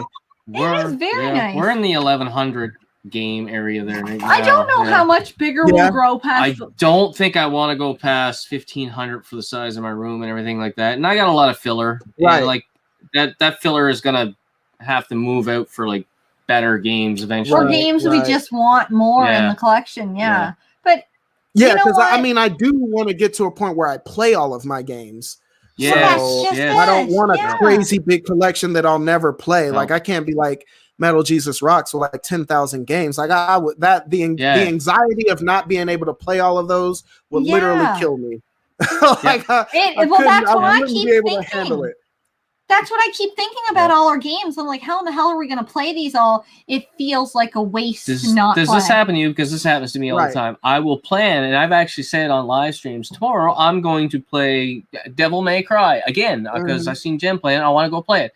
And then I come downstairs, and I'm looking around, and I grab Mass Effect. Like, I do that all the time. Oh, yeah. I'm it's just, like, absolutely. It also doesn't help on TV. Like, oh, well, I've been playing this game. Like, let me play this game real fast. Like, let me finish this, and then I'll go back to it. Yeah, because I also want to beat all of the games I own, too. I know that's probably not going to happen, but I feel like at this stage, the size of my collection, the fact that I've beaten probably about 35 to 40% of it makes me feel like there's still a chance that I could finish it. But that in itself is pretty impressive there. But at the same problem, time, if you start a game, you have to finish. Do you have the problem if you start a game, you have to finish a game? Because I feel really bad not finishing a game. Like, it really bothers me. I do too. But then on the other hand, I do feel like there are games that aren't necessarily meant like that don't have to be beaten. Like, and I'm trying to think of some, like, fighting games are a good one. Like, I don't have to beat the game with every character. No, that's true. Or like a racing game, you could probably casually play. Or like a racing game, yeah. Because I never unlocked all the cars in Gran Turismo, but I played enough of it to get it out of my system. And so, racing games are definitely a genre like that.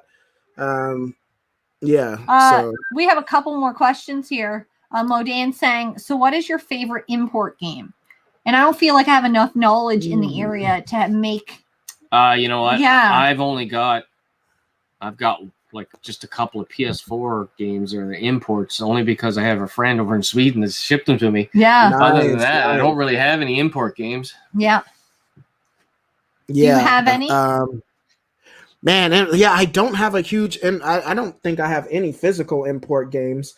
It's hard to want to get into that, especially for those older gen consoles, because you would have had to have a PAL console, right? Well, you have to have the different console. Yeah. Because a lot of it is just like, man, like I'm trying to finish the American stuff. Like, man, like again, like my anxiety, like I don't want to spend too much time thinking about all the awesome games that I'll never get to play. And so when I start thinking about imports, like that throws a whole nother thing into the mix. Exactly. I have another one here. Diego saying, love new channels to find. Thanks so much, Diego. Yeah, I appreciate it, man. Please make sure you check out Lightsaber Samurai. He's got an awesome channel. K Haven's in the house. And we also K Haven, have... that's my guy, man. He's been doing really well on his channel. Does a lot of reaction videos and things like that. I know who K Haven is. Yeah, K Haven. He's on the way up out here. This is your year, man. You'll be at 1,000 before the end of the summer. Easy. Easy. It's tough to get to 1,000. It is. We have El Tiburon saying tips on starting a podcast or YouTube channel, and Cooperative Nerds gave some good suggestions in the comments as well. I think you just have to start. That's it. Start and then always try to improve and try to have as much fun as you can, because I think it shows. Yeah. Yeah. Don't continue saying, I'm going to start when this, or I'm going to try to get this done before I start, you'll think of new reasons to never start. Yep. Start and just do the best you can and have lots of good energy. I think for us, we had good equipment. Because we already were there. But we weren't comfortable in front of the camera. Yeah. And also, if you think you're giving good energy, pump it up by like 10 to 25%, because honestly, it does not come across. Yeah. It is so hard to get that. People will be like, oh my God, you're the biggest personality in real life. And then they see you on camera and be like, oh, you're like a dead fish. Like, you know what I mean? So just have fun with it and give it your good amount of energy. I feel like that's it. Yeah, just go into it having fun, and like-minded people will find you. Yes. And I can't tell you enough. Like, we found there's a lot of viewers and more YouTube channels that we found. Like, I never would have found Lightsaber Samurai there if we hadn't started this YouTube channel. Yes. We started researching and looking at my Xbox collection, man. And then we found when we got nominated for YouTuber of the Month and we won that one, then it drove us to we wanted to find new channels we hadn't seen. We loved the channels we already knew. You know what it made us realize is when we won that month, we had to nominate, was it 5? 5 channels. 5, yeah. And it was difficult. We have to go and find channels that are under a certain amount of subs that were, And then I think that's where the networking started to happen, because before that we were just kind of we didn't know that was a thing. And we didn't realize how rough it is with the YouTube algorithm. Like, if you're a small channel, you don't show up there on your news. I call it news feed on my YouTube page, but I know it's not that, but my home screen or whatever. Yeah, for suggested videos. Like, if you're a small channel, you don't pop up unless you're a specifically searched title or. Yeah, so you start there, and then you work up to those other things by having a really good clickable thumbnail. It's not the words on your thumbnail that people are looking at. It's the art you're putting on your thumbnail, how you're displaying it, how it artistically. Which I still don't know how to do that. You guys got to give me. Everybody says the same thing. That's all. That's a toy, because I don't know how to make those Photoshop style thumbnail. I usually just try to take a dope photo and then use that. I'm gonna make it so much easier for you. Canva. Canva, I used to spend so much time cutting myself out in Photoshop to put myself in a different background. Canva cuts it out for you for free in a matter of that. Shit, it is awesome. And it's crazy because I have a Canva account because I'm a teacher, and so all of our teachers we got an account for I think I have a premium account too. I just never messed with it. So my God, yes. It might make your life a lot easier. Use Canva. What I started out using Canva, and it was great. And then I would start playing with the text more, because I was like, oh, I really want this size text right here, but it doesn't work. So I could shrink down the letters or widen it to however I want it to fit on there to make it look exactly like I wanted it to look. Canva's awesome. And I sound like I'm a rep for Canva.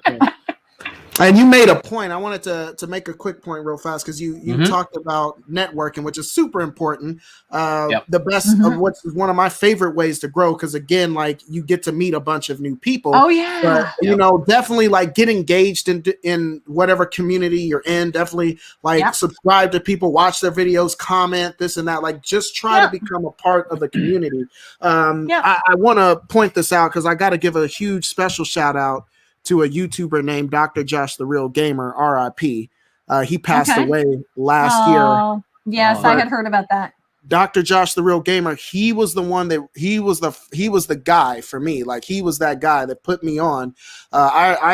I found him when I think he was one of my original 50 subs. He was like sub 37 or something like that. Oh wow. I saw a video of his and I'm like, yeah, man, like he was talking about something. I can't even remember, but the game, I was like, yeah, and we got to chopping it up back and forth about that. And he was like, oh yeah, I'll check you out. And he looked at my YouTube channel and was like, man, like I think you got a real shot at really doing this one day.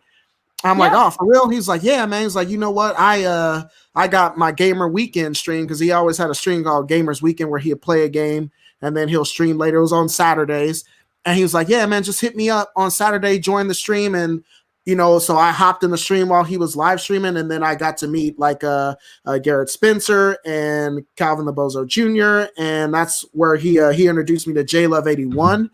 And then that's how I got from JLove81. Then I found Linda the Gamer Girl, and I started talking to T-Belly and Alpha Nerd, and like it just blossomed from there. So yeah, and man, you know what's crazy? I have never like physically been in contact with any of these people, and I'm like, I have friends everywhere, and I want to go visit them. And COVID could take a hike, I could go because now I have friends everywhere. Like, could we just all get together in one mutual like central location and hang out? Yeah, like it would be so awesome. Otherwise, people I never would have known otherwise. Yeah, it's crazy. I don't know if it's just the YouTube, the gaming community, but I don't know. Yeah, I find like because we're in that gaming community of YouTube, there's a lot of nice people. Oh my god, there's a lot of nice people. Like reach out. Like you'd be surprised. It doesn't matter how big the channels are. Like recently, we've had some channels that are like Pixel Game Squad, like they're a big channel. They're 40,000+ subs, and they're like starting to watch some of our videos and comment, and we're like, wow. We do have friends in Alabama. I was shocked when like I started getting like comments from Metal Jesus Rocks on my that's like, cool. On my my Xbox Hidden Gems video, the first one I did, he was commenting on that, like, oh, he's talking about awesome. Yeah, it's like, oh, I never heard about that game. I definitely got to pick it up. And it's like, oh, your Hidden Gems videos are really good. And this is coming from the guy like who makes the Hidden Gems video. I'm like, whoa, like that's crazy. Like, that's awesome. Yeah. That's awesome. But I think what people, especially like people that are like new and fresh to the game, it was for us, we would go, oh my god, these people will never talk to us. Like, how do we like, get into this network of gamers? And it's not like that. It's not like that at all. I say that, but then there's YouTubers that I watch that I really watch, and I would love to talk to them there personally, but I don't feel like I don't want to go and like. But I don't think that try to get in contact with them either because they're a bigger channel. But you don't start out and just go like, hey, I want, you just talk, just chat, just leave a comment. Right. They'll comment back possibly or not. And Yeah, and like I said, worst case scenario, you just gave somebody a nice comment, but they might see like your thumbnail or like look at your name. And I've like my name, like a lot of people like, oh, I've clicked on you just because your name sounds interesting. Yes. And I had a lot of people. Did Metal Jesus invent the term Hidden Gems? He was the first one I've heard say that.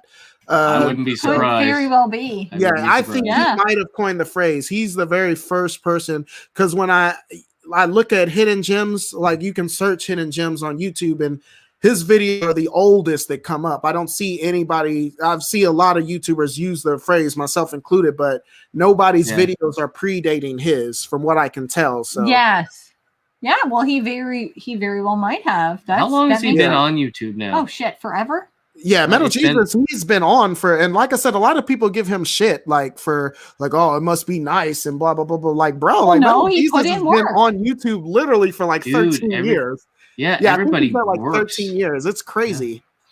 Anybody that goes into YouTube and is doing like, good videos, I don't think how people realize that don't do YouTube how much work goes into that. Right.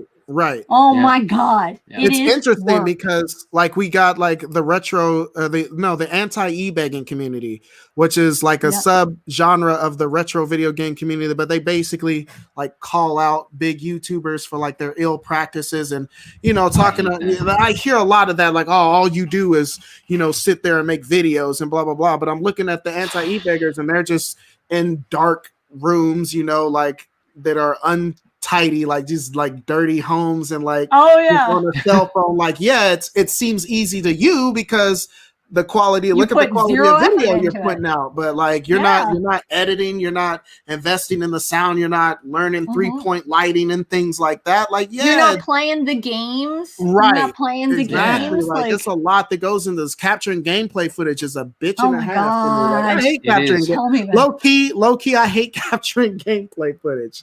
Yeah, like me too. It almost sometimes ruins a game experience because you're trying to watch your game, right? Then every now and again, recording. You got to look down at your computer and you're like, you son of a bitch, you stopped. And then I just like, you ruined my night. Like, I have to now start this game capture over again. Mm-hmm. Especially like if I'm trying to talk about a certain feature in a video game, I'm like, oh man, I need to film an example of that, but I might not be able to do that until I get to this level and earn this power up or weapon or whatever. And so I'm basically like just going through the motions, just trying to get to that point just so I can get the clip of it. And it's hard. Like doing a YouTube channel is tough. Like, oh gosh, you have to enjoy it because absolutely it's a lot of work for not very much reward there. That's true. Coopple of Nerds is saying the Midwest Gaming Classic is the meetup this year. Ooh. We've been mentioned. No, they do. You nerds mention that to us a few we're times. not going to be allowed to travel. I know, that's the thing. Where's that vaccination rule? In the Midwest. In the Midwest, I don't know, man. I'm in Canada. No, they did. Yeah, somebody let me know where that's at. Yeah, in all fairness, they did tell me where it was at, but I can't remember. And she gave me exactly where it was at. I think in the video with Do You Nerd on our stream on Get to Know Gamer, yeah. Or it was on with Retro Wolf. Oh, Retro Wolf. That was when we were on with Retro Wolf and Do You Nerd on his channel. Oh, they might have mentioned it there. I can't remember. A few months ago. Yeah, but yeah, it would. I want to at some point. Just COVID needs to take a hike. Oh. MJR popped up in a Gaming Off the Grid live stream chat once that I was in. It was awesome. And Gaming Off the Grid has been on Metal Jesus. Yeah, Rock's they channel. just got the feature. Yeah, they just saw that. Yeah. I said, cool. They hit the big That's time, cool, man. Like, I was happy for them. So happy for them. I was like, I know those guys. Like, yes. And you know what? They put in work. They put in work. Yeah, they put in 2 videos a week plus a live stream most weeks. Yeah, and sometimes even another video. And you can they do a really good job of not making it obvious, but they put in a lot of work to like getting their information correct, to scripting, to everything. Mm-hmm. They put in the work and then they make it come out naturally, which is fantastic. Right. That's not easy. Not a lot of YouTubers can do that. So hats off to them for being able to do that. And Modan saying, just being a good person in the community is one of the best methods. Yeah, absolutely. Treat your community well and they will treat you likewise. Mm-hmm. Ohio. And more specifically, he said Ohio is Midwest, and then Quapple saying Wisconsin. Yeah. Wisconsin, man. You know what? I got some beef, okay, with a lot of Midwest states. Okay, I'm from the Midwest, but there's a lot of states that I feel like shouldn't be classified as the Midwest, and I kind of feel like Wisconsin is one of them. Like, y'all a little too far north for me to be Midwest. And then like Michigan, like I got like family from Michigan, like, yeah, man, we the Midwest. Like, bro, like you live, like you surrounded by the Great Lakes on like 2 sides. Like the point of the Midwest is you're supposed to be in the middle of nowhere, in the bro. mid. Like, Kansas is literally in the middle of the map with nothing around us. Kansas is super flat. Like you can't get more Midwest than Kansas, okay? So I got some beef with some of that. How far would that be from you? Wisconsin or because we don't know. Yeah, Wisconsin geography there for me is not great. It's Kansas, then I gotta drive through Nebraska, then I gotta drive through South Dakota, then North Dakota, And then like Wisconsin is up there somewhere. So yeah, I would say it'd probably be like 16-hour drive if I'm guessing. Oh shit. 16 to 24 easy. Like yeah. But yeah, that's a lot of distance. Yeah, Co-op of Nerds is saying Milwaukee, November 5th to the 7th. Sorry. Oof. And then Dan Bunchinumber saying, yeah, they ain't Midwest. I'm in KC. We mid. Facts. Okay. And then Modane said Midwest is landlocked. Exactly. You can't be in the Midwest and have the Great Lakes, which basically looks like the ocean when you stand in there, like, and be like, nah, man. No, exactly. You know, we have a mountain. We have one mountain in Kansas. We have one mountain called Mount Sunflower, and it's actually not a mountain. It's just the highest point because Kansas is super flat, but it kind of goes up in a slope. So by the time you get to Mount Sunflower, you don't even realize that you've increased in elevation, but you up there, and there's a plaque. That's awesome. There's a plaque like on the ground at the summit of Mount Sunflower, and it says like I can't remember the date, but like say it's like January 1st or something like on January 1st. You're 5 feet off the ground now. Yeah, it was like on this day, January 1st in the year 1898. Absolutely nothing happened. That's what the plaque says. So that, you know what I'm saying? That's Midwest, okay? That makes me so sad because where do you guys hike? And maybe that's not a problem for gamers because man, no, we're playing games. Yeah. But I like to hike and I like the challenge of the elevation. Yeah. So we have like a little bit of that here. If you go to like eastern Missouri, I think you know you got the Ozarks over there. Okay. So that, and I mean the Ozarks, I can get there in probably like 8 hours or so. And then for same, you know, Kansas is next door to Colorado. So if you get to western Colorado, then you can get to the Rockies and stuff like that. Yes, even if you go as far west as Denver, you know, you can get to the mountains. And so I could get there, you know, in like if I had a few days drive to get out there, I could do that and come back. So I could do it if I wanted to, but I don't know. That sounds kind of scary. For real. It's a lot of driving. Jordan Peters wants to know how far east is your Midwest? For example, being from MN is it Minnesota? Yeah, Minnesota. I don't consider Ohio. Yeah, being from Minnesota, I don't consider Ohio Midwest. I don't either, man. You know, Illinois is pushing it. Okay, like for me, I would say Midwest is Colorado, and Colorado is pushing it too. Because again, you get to western Colorado, then you got the Rockies out there, and then it looks more like I would say Colorado is like the mountain states. Okay, like so I would say Midwest is like Kansas, Oklahoma can be Midwest, Nebraska can be Midwest, Missouri. I would say like those 4 states, like right there. Couple of Nerds wants to know, is Indiana Midwest enough? Indiana, I don't know, man. Y'all kind of far east, but I guess I'll take it. Indiana's landlocked. So I'll take Indiana. Okay, you've been accepted. Co-op into the Midwest states. Right. There you go. Do we have another game? Yeah, how are we making out on games? How far are we into this? Oh, I don't even. I forgot we were doing that. That's awesome.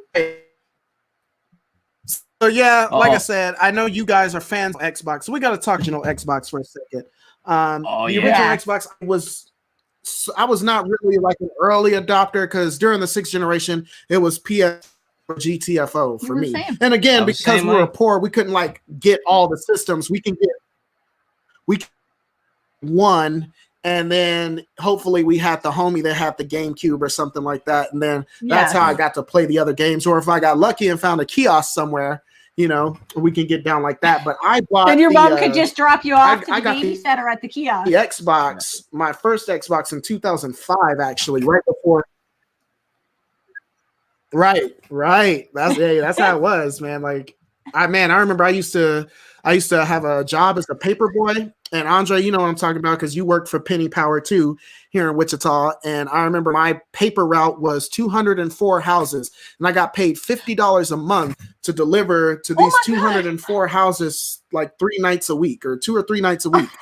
Wow. And so I wasn't making anything, but in 8th grade, it was cool. You know, I always had a little cash on me in 8th grade. You know, if I could go to, because back then when we had vending machines at school, and I can go get my hot fries or whatever from the vending machine. But I was doing that. There was a Blockbuster right down the street from my house. So me and my brother Marcus would help me deliver these papers. I actually got fired from that job because like, I was cool, man. We was out there delivering papers and we was getting it in, and then we would stop for a break and take a break, you know, at this this Blockbuster, and they had the N64 kiosk in there. And so we would just sit there. Once we got there, that was it for the night. We would sit there and play games until the sun went down. Then it was like, oh, it's dark, man. We can't deliver the rest of these papers. You know what I'm saying? That's awesome. That's awesome.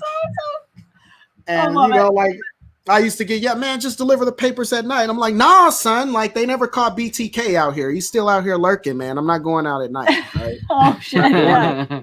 Not doing it. Okay. So yeah, so we ended up getting fired because people start complaining that they never got their mail. So I went in there one day and they were like, oh, actually we have somebody else doing it now. Thank you. I'm like, oh, okay. We have somebody. That's the most politest way to fire anybody ever. Oh, by the way. Listen, you did a great job. Don't worry about it anymore. Don't worry about it. We got somebody covered. It's fine. I'm like, oh, okay, bet, cool. Dan Bunch of Numbers said BTK. Nope. Yeah, nah, man. And he was dormant during that time in the 90s, you know, and like he was active in the 70s, and you know the 80s and 90s went by. People kind of forgot, you know, people got caught slipping. And but then when I was in like 1st grade or so, it was like 90. There was a famous story. A young lady by the name of, and she went to go get some 7-Up or something from the convenience store because somebody was sick, her brother or mom or someone was sick. She ran up there to get that and never made it back.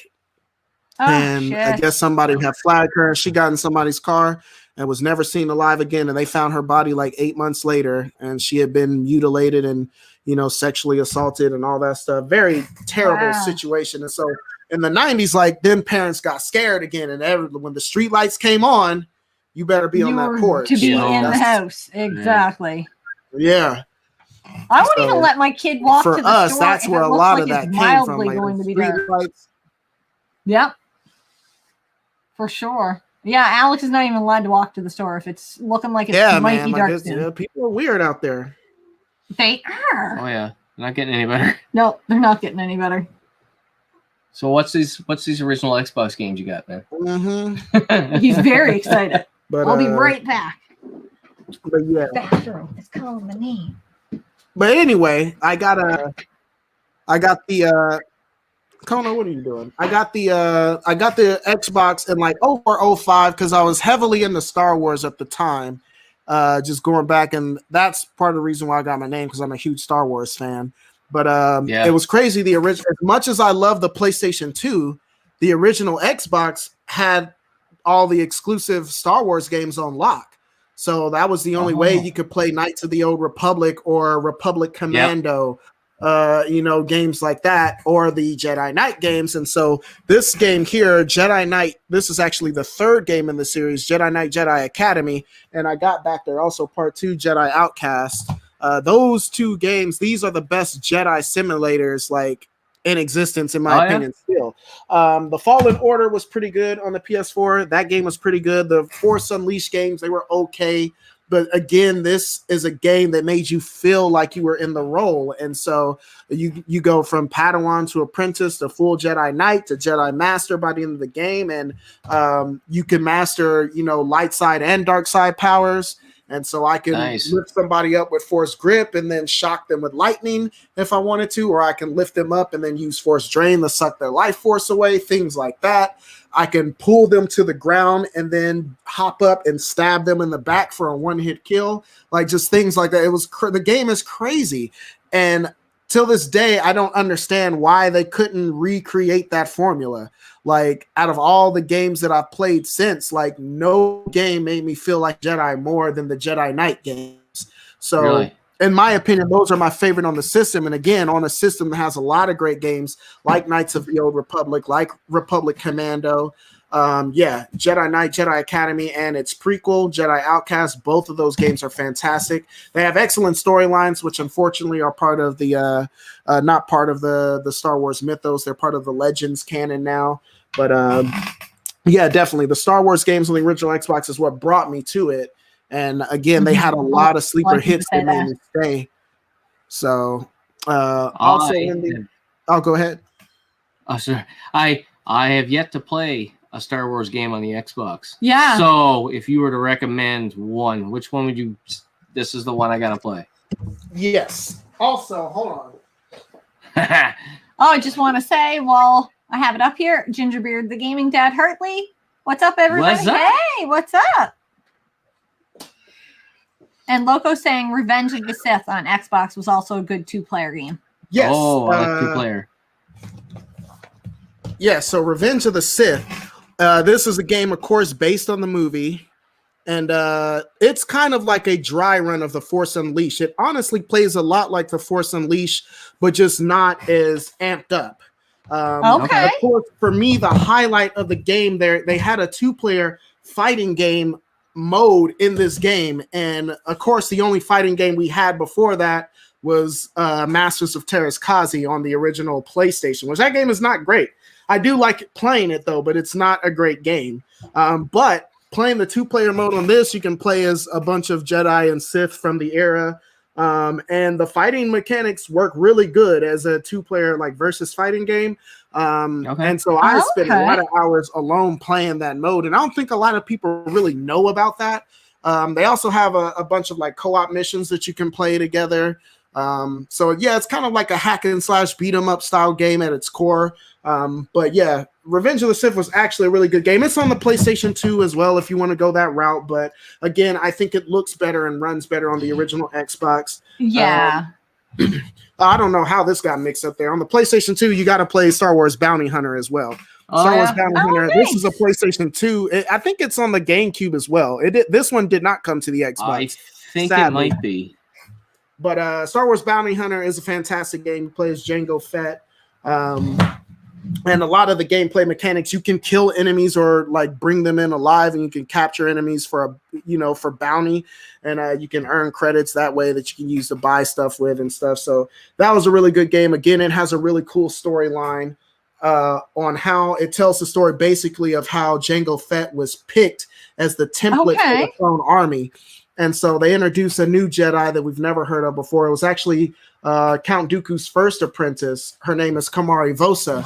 And she was his apprentice, but then she fell in love with him. So he kind of cast her while he was still a Jedi. She fell in love with him. So he's like, look, you can't be my apprentice anymore, and basically rejected her. And so she was hurt about that. But she ended up going on this mission with a group of other Jedi, and they were taking out these group of cultists. She actually got captured and was tortured and experimented on for several years. And that caused her to turn to the dark side. And then when she broke free, she actually took over the cultist group. And so now she's this dark Jedi who runs this criminal empire. But that's a problem for Palpatine and Dooku, because while they're trying to put the pieces in place so they can take over the galaxy, they got this group rising up. So Dooku's like, okay, I'm going to put a huge bounty out on her head, and anybody who's strong enough to kill her will also use that person as the template for the clone army. So that's how Jango Fett ends up. That's the story of the game, and Jango Fett kills her and casts her at the end, and actually Dooku finishes her off, but he then makes Jango Fett the template of the clone army. Also, fun fact, he takes her lightsabers and he gives them to Asajj Ventress, who you might know from Star Wars The Clone Wars, like on Cartoon Network. So she was like the bad guy that had the 2 lightsabers. Yeah, so she's like the bald chick that has the 2 lightsabers. Those are Kamari Vosa's lightsabers from this video game. So after he kills Kamari Vosa, he takes the lightsabers and gives them to Asajj Ventress. So yeah, cool tidbit, but that's a great game. Battlefront, the Battlefront games like Battlefront 2 play better on the Xbox because you can switch the game into first person view, so you can play it like a first person shooter. You can't do that on the PlayStation 2. So that was really good. It's definitely much better playing this. Of course, you got the 480p, the Dolby surround sound, all of that good stuff as well. Yeah. This was Jedi Outcast that I mentioned, which was the prequel to Jedi Academy. But these two, this one and Jedi Academy, I would suggest getting. Of course, everybody knows about the Knights of the Old Republic games. These games were fantastic. Yeah. Anybody who wants to get into the expanded universe, I always suggest that they play this or read the literature surrounding the Old Republic first. Like, that's the story of Darth Revan and his redemption and all of that. Like, fantastic. What else do we got here? Of course, we talked about Republic Commando. This game, this I heard was getting a remaster on PlayStation 4. And if it does, really? I'm all here for that. Yeah, this was a first-person squad-based shooter that takes place. You play as clone commandos, and this takes place during the events of it takes place in between the events of Star Wars 2 and Star Wars 3. So adds a lot to the story. This one here, Star Wars The Clone Wars, this is a pretty fun game too. I got that. Yeah, we have that one for sure. Yeah, for the most part, you commander like different vehicles, like different starships and stuff, but in certain sections you get out. Like in the first mission, I remember I got to play as Mace Windu and run around with his lightsaber and slash people up, similar to how you got the Jedi hero characters in the Star Wars Battlefront games. So that's one that a lot of people don't talk about, but that one was a really fun game as well. So yeah, it's just a lot of Star Wars games that came out on the original Xbox. And most of the Star Wars games are really cheap on the Xbox most game. Of them are not just so to get into it. I'm actually been talking to Johnny Chase. I don't think he's still on the chat, but he sent me a pic there. He's selling a bunch of his Xbox games, and I picked out a couple of Star Wars games. Yeah. And we have a couple people in the chat saying, "Man, I love seeing that much Xbox." Iowa Retro Gamer Dad. Oh, yeah, dude, Xbox don't get enough love there, in my opinion. Yeah. And Corona in a can saying same. Xbox is my go-to system. Yeah. And then Loco, this is the most awesome comment. These streams are extremely entertaining. Other streams, the longest I can stay is probably an hour at most, but here time flies. And it does for us too, because we'll be like, well, yeah. Oh my God. I can't believe we held you hostage for that long. Yeah. Right. And then they're like, no, we had fun. So yeah, like I said, I'm here as long as you guys want to be here. I have tomorrow. I'm off on weekends, so it's whatever to me. I'm just chilling out here. But yeah, the original Xbox, fantastic system. Corona in a can said they just re-released Republic Commando on Switch and PS4, also Jedi Academy on Switch. Okay, and that might be the system to get it on. Then hopefully the re-release will bring more attention to those games, and we can get actual sequels. So cool. Youngest son is named Anakin. That is awesome. That is awesome. And then just Modan's talking about Dark Jedi. Yeah, but that is a Dark Jedi against the Sith. And in regards to Kamari Vosa, Yes, I love Battlefront 2 on OG Xbox. Yeah, it definitely plays better bets on that. Scotty J Retro sent me one of the Battlefronts, I think, wasn't it? Yeah, I think so. So. Do you guys sent me one for the PSP? I have about we have a few. Maybe 20 PSP games, maybe. They've been easier to find lately. There was a time where we were having a hard time finding any, so we just kind of like gave up the ghost and we moved along. Well, I got most of the ones I wanted, that you wanted, but there are still a handful that I want that are a little bit pricier, especially for a PSP game. So. Gradius is one of them. Is it Ghouls and Ghosts, whatever? Ultimate or whatever it is. That one too. Yeah. Ghostbusters I want. And I think there might be a couple more. There's just a couple I remember off the top of my head. No. Yeah, now I'm looking at it over there. The PSP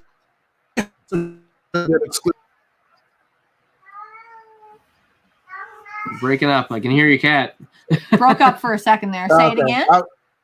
Okay, I was gonna say the PSP, they had some really good Star Wars games.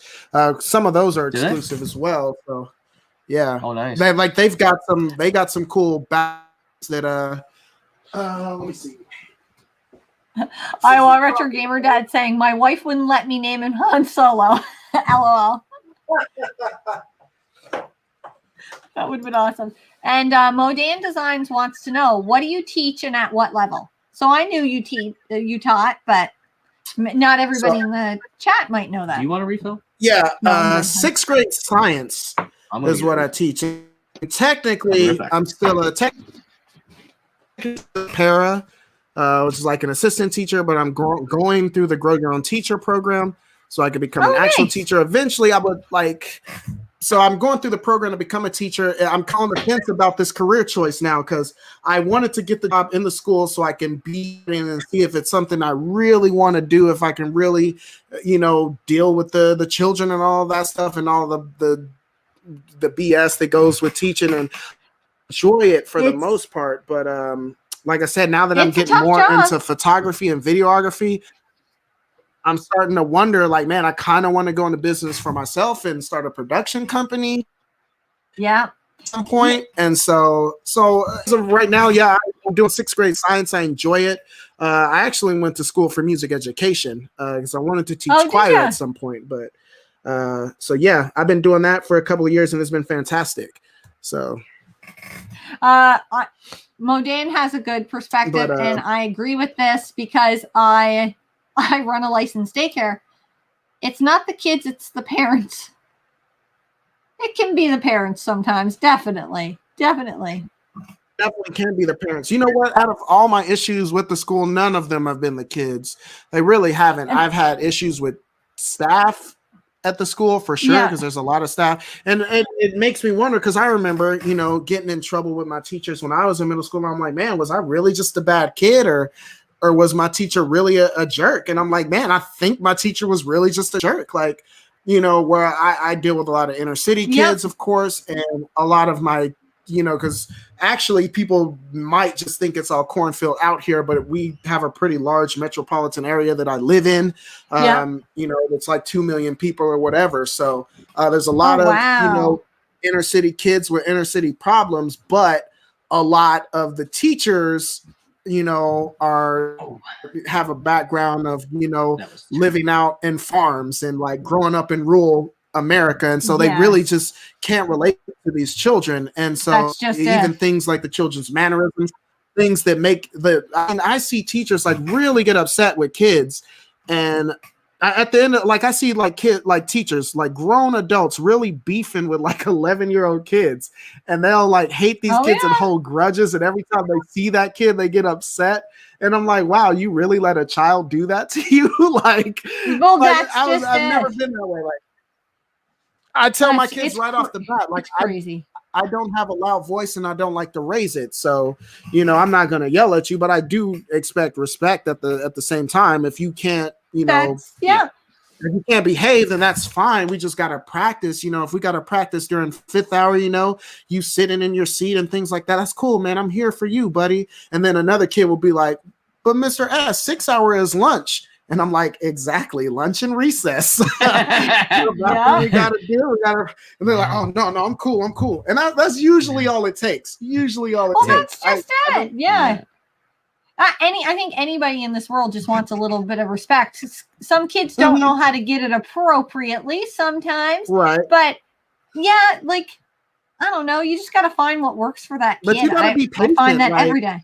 You do. Like you can't expect a kid that comes from a poor, broken home, in their adolescence, also going through puberty to have all their mannerisms in check. Like you can't expect that. Like, I mean, before I got an education, I worked at Krispy Kreme for 15 years, and I hired a lot of 16-year-olds, and even 16 and 17-year-olds, I would have to tell them to do things more than once, and it's fine. Like they're kids. They're not supposed to get it the first time. You're supposed to be teaching them.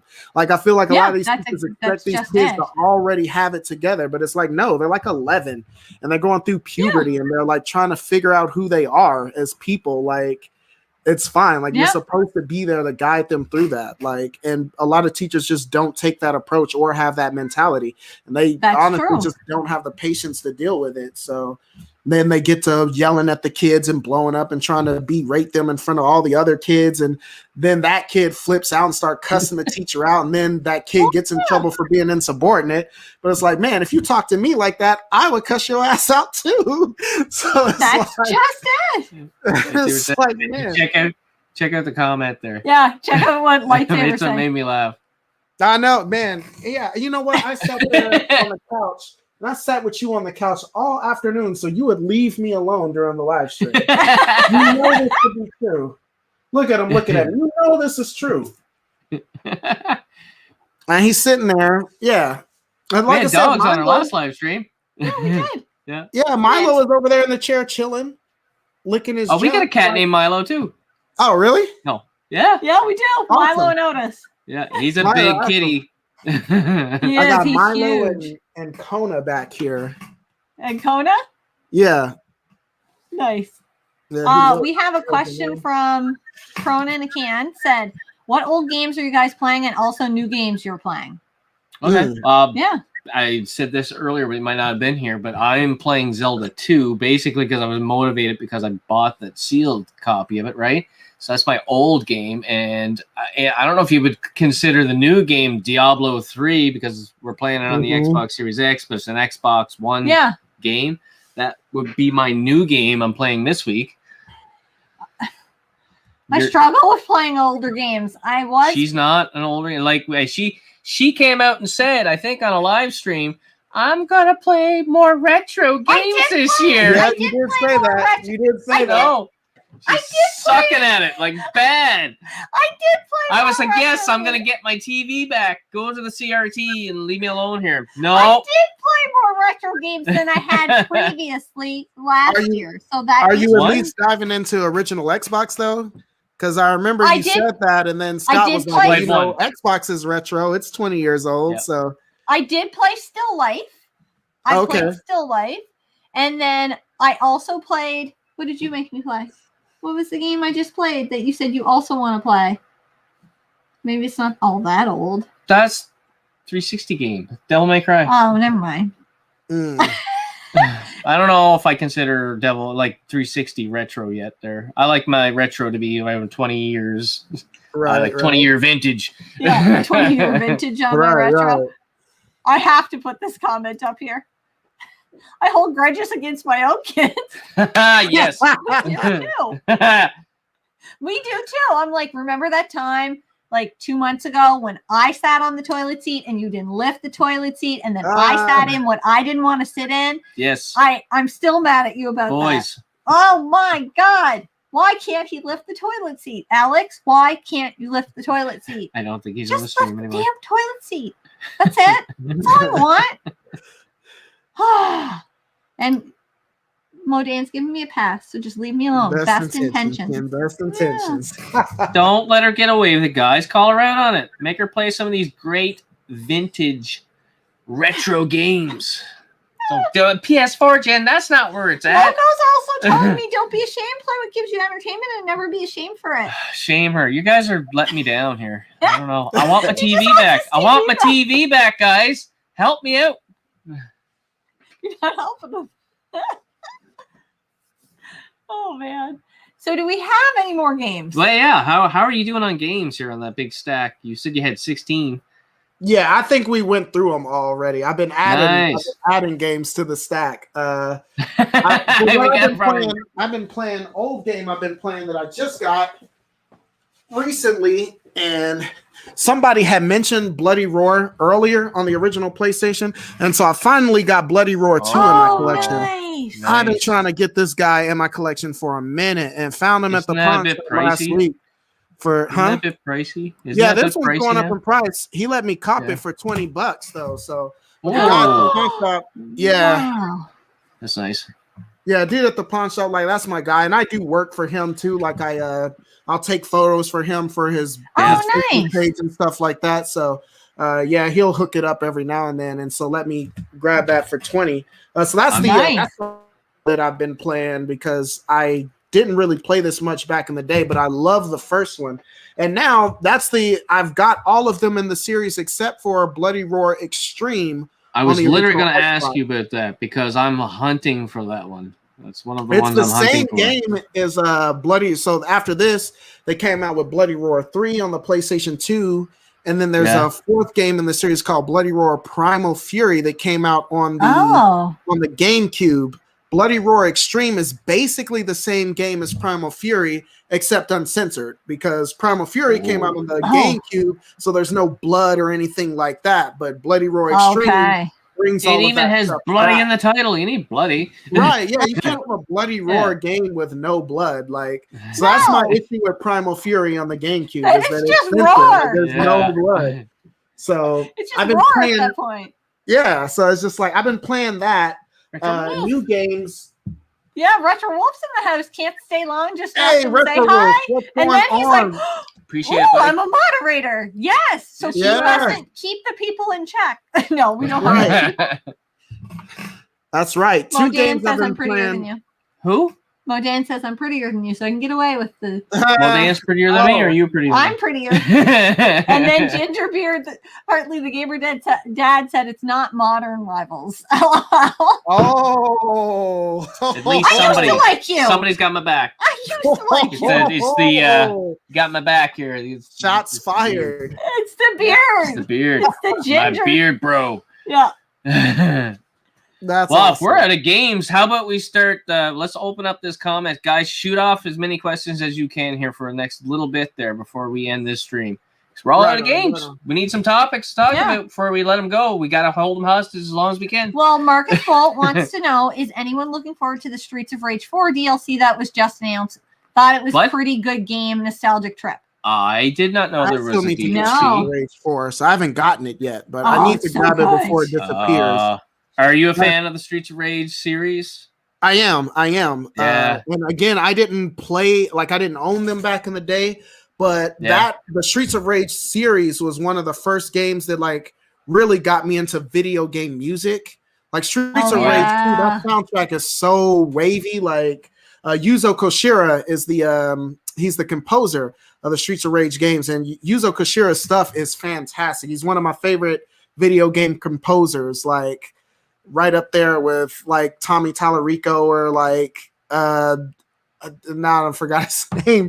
The Final Fantasy composer. Dude, I don't know any of these names, so you're doing better than I am. Yeah. Yeah. If you look at me, what do you think of the Streets of Rage 2 Nobuo soundtrack? Matsu. I'm like, yeah, it's awesome. Who did it? I don't know. Some guy, maybe a girl. We don't know. Yeah, but yeah, I love his music, and that's one of the things I like about the Streets of Rage. The music is so like. I got a question before people start pounding off questions for you here. What is, if you can name off one game right now that would be your favorite soundtrack, what would it be? I'll tell you what mine is. I think mine's the same. Okay. Favorite soundtrack. Damn, that's a tough favorite one. Soundtrack. Favorite soundtrack.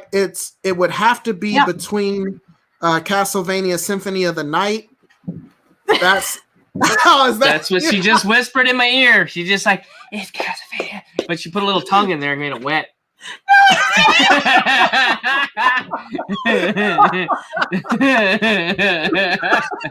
Yeah, dude, I love Castlevania. Yeah, dude. That soundtrack, you could just play it. It just, it's killer. Yeah, and I forgot her name. That game, you can put that game in a CD player and it'll just play the soundtracks, eh?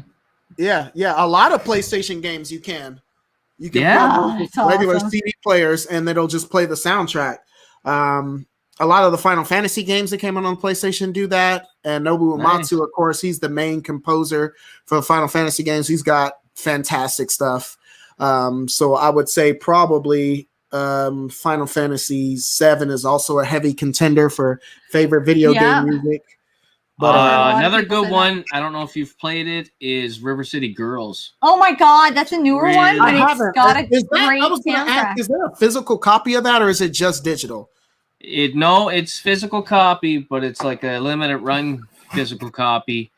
And if you like beat 'em ups, man, you can get it on the Switch too. I want to get it. I want to get it. It's so awesome. I'll have to start looking for that. Good. I'd like to get it physically, but if it comes on sale, I might get it digital. It's expensive physically, but we loved it so much digitally. We played it digitally first. Yeah. On the Xbox One, and then I was like, well, I gotta get a copy of it. And she's like, well, I want it on PS4. I can't tell you for how long I sang that intro song, just so like the first part. It's good. It's a really good soundtrack. We have the video game professor checking in. Video gaming with the professor. That's my guy, Joe Casey, right there. That's the Joe Casey. I was talking about you earlier, man. He's my partner in crime with the with the PlayStation VR. He said he never heard Bloody Roar or even heard of it. A couple people before that were like really like saying that's awesome game. Yeah. Yo, Bloody Roar is so dope. Like, I'll have to showcase it. Maybe I'll live stream it tomorrow. Gingerbeard, the gaming dad said it's a ginger thing. That's right. You gotta stay together, man. You gotta stick not many together. of us. Yeah. Iowa, and I saw him ask this earlier, but we were like moving ahead so fast. I heard Samurai say cornfields earlier. Where is he from? Growing up here in Iowa, I see a cornfields daily. LOL. Oh, I am in Wichita, Kansas. So that's where I'm born and raised. And yeah, we keep it flat out here too with the cornfields. We'll keep it flat. Retro Rec is saying really cool series idea, y'all. Thanks so much, Retro Rec. Thanks, man. Thanks. Heck yeah. Do you know who Retro Rec is, man? He's Retro Rec, man. He's blowing up. Yeah, he's blowing up out here. My mind is blown. Him too. But yes, it's crazy. Like, I remember. Here's how crazy YouTube works. I had never heard of Retro Rec until he commented on our game room tour, and I was like, I had heard, I think, from Gaming Off the Grid had mentioned them. Maybe they had mentioned them, but you hear a lot of channels mention. You're like, oh, I'll check that one. And you forget. Check that one out. And you forget. And then I was like, holy shit, he's at almost 30,000 subscribers. I remember that was then. Yeah. Now it's like what, 60? Oh man. Yeah, he's killing the game. Dude, I remember somebody mentioned Retro Rick, and at first I was like, hell no, because I thought they meant Radical Rick. I'm like, oh, okay. I was like, no, I'm not fooling with him. But then I looked and I was like, oh, okay, this is a different guy. Okay. Yes. Radical Rick is. Retro Rick he's like, it's so easy to watch. You're like, hey, well, give me a little bit more. Like, you can continue to watch it. What he does is just so, I don't know. And for people in the comes chat, across so great. I assume you guys all know who he is, but he did this series of $10 video game collection challenge, I guess, there where he started off with a $10 bill or whatever, and built his game collection through thrifting and reselling in his game room. Man, it's pretty killer. He got a wicked collection. Retro Wolf wants to know, is he just tripping or is there a cat in the background? There's a cat in the background. He's always like Retro Wolf has a great channel as well. Yeah. And then says looks like a Maine Coon. Yep. Maine Coon. Maine Coon, yeah. Maine Coon. Is he? Don't look that big.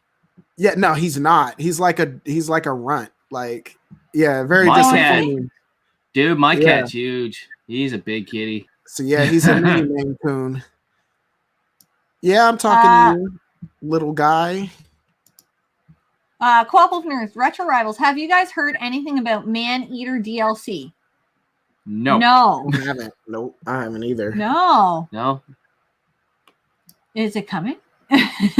You guys crack me up. We just do what we do. That's it. We're just us. That's right. Modan Design says, take a moment to reach out to the community and ask for help in finding a game you're looking to purchase. That is true. If you're looking, you're looking, somebody might have it, or they might have a double, which I see. Right. I've had people reach out to us or say, hey man, I got this if you're interested. Oh yeah. It's been awesome.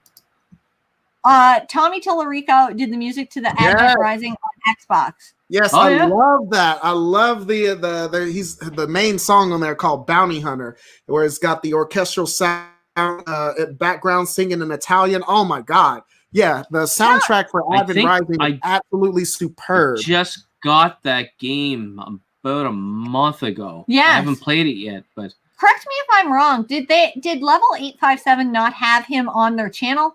Tommy Tellerico?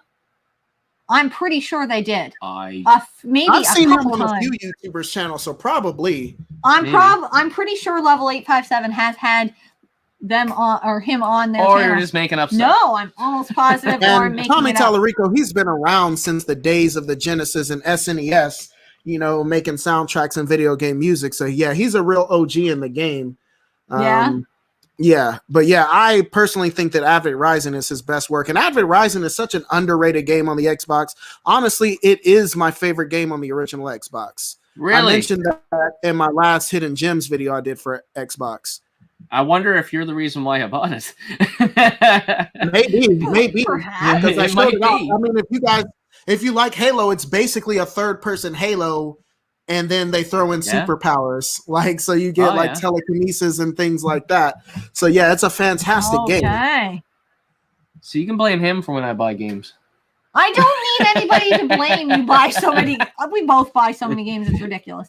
I only talk Corona about in a cheap can. ones, though. Yeah. Some of those cheap ones showcase- are the best friggin' games. Yeah, because Avid Rising is still like a $5 game, but yeah, I try to only showcase cheap games for the most part. That's a good idea. Sometimes then I got they're attainable. Then they're attainable.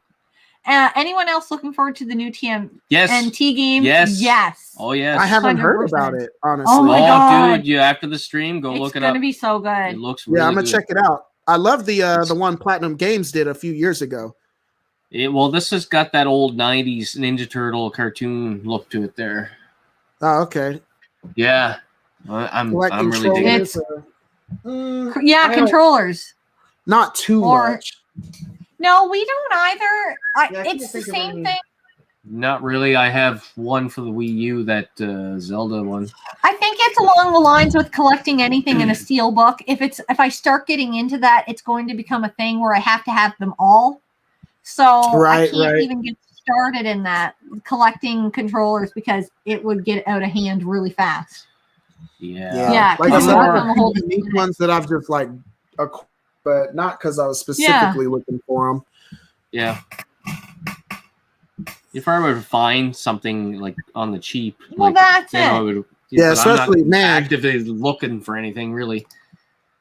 Iowa Retro Gamer Dad said he remembers joining up with Retro Rick at like 2K subs, and now was that like 6 months ago? He grew really fast. Rick, man, he's good for him though. Yeah, he's working hard. He is working hard. Yeah, man. Retro Rick, you're giving hope to the rest of us out here. Absolutely. Absolutely, making me feel like I too can one day be a YouTuber in the game.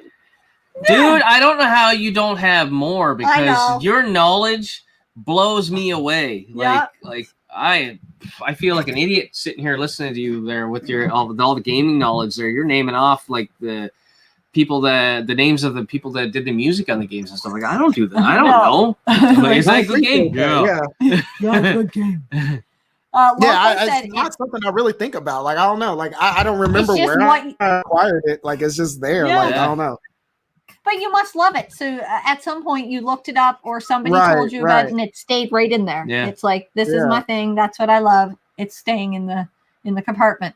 Loco said, if you could eternal sunshine your mind about a certain game so you could experience it again for the first time, what game would you pick? I know mine. We're breaking up. I hear you though. I know what Jen's is. And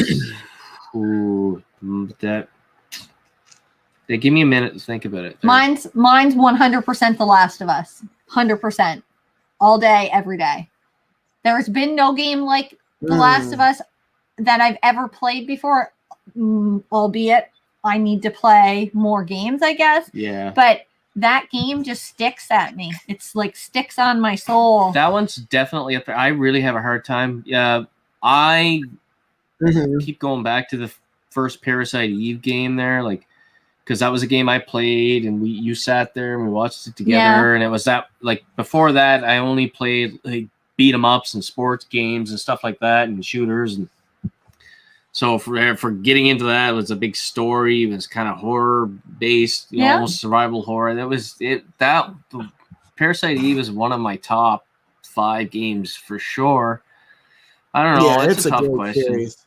Yeah, I just remember that. I remember experiencing that back then, and I think we played it probably in 2000.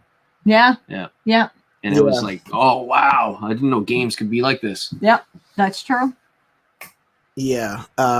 For me, I would say probably any of the Metal Gear Solid games, just because the stories, like, I was always left just jaw to the floor, wanting more, with all the twists and turns and the intrigue. You know, like the plot twist in that game is crazy, and they weave like this storyline like over the course of the franchise since 1987 when the first game came out. Like all the references and everything, like they, especially Guns of the Patriots, because for the most part they tied all the loose ends together very nicely in that game.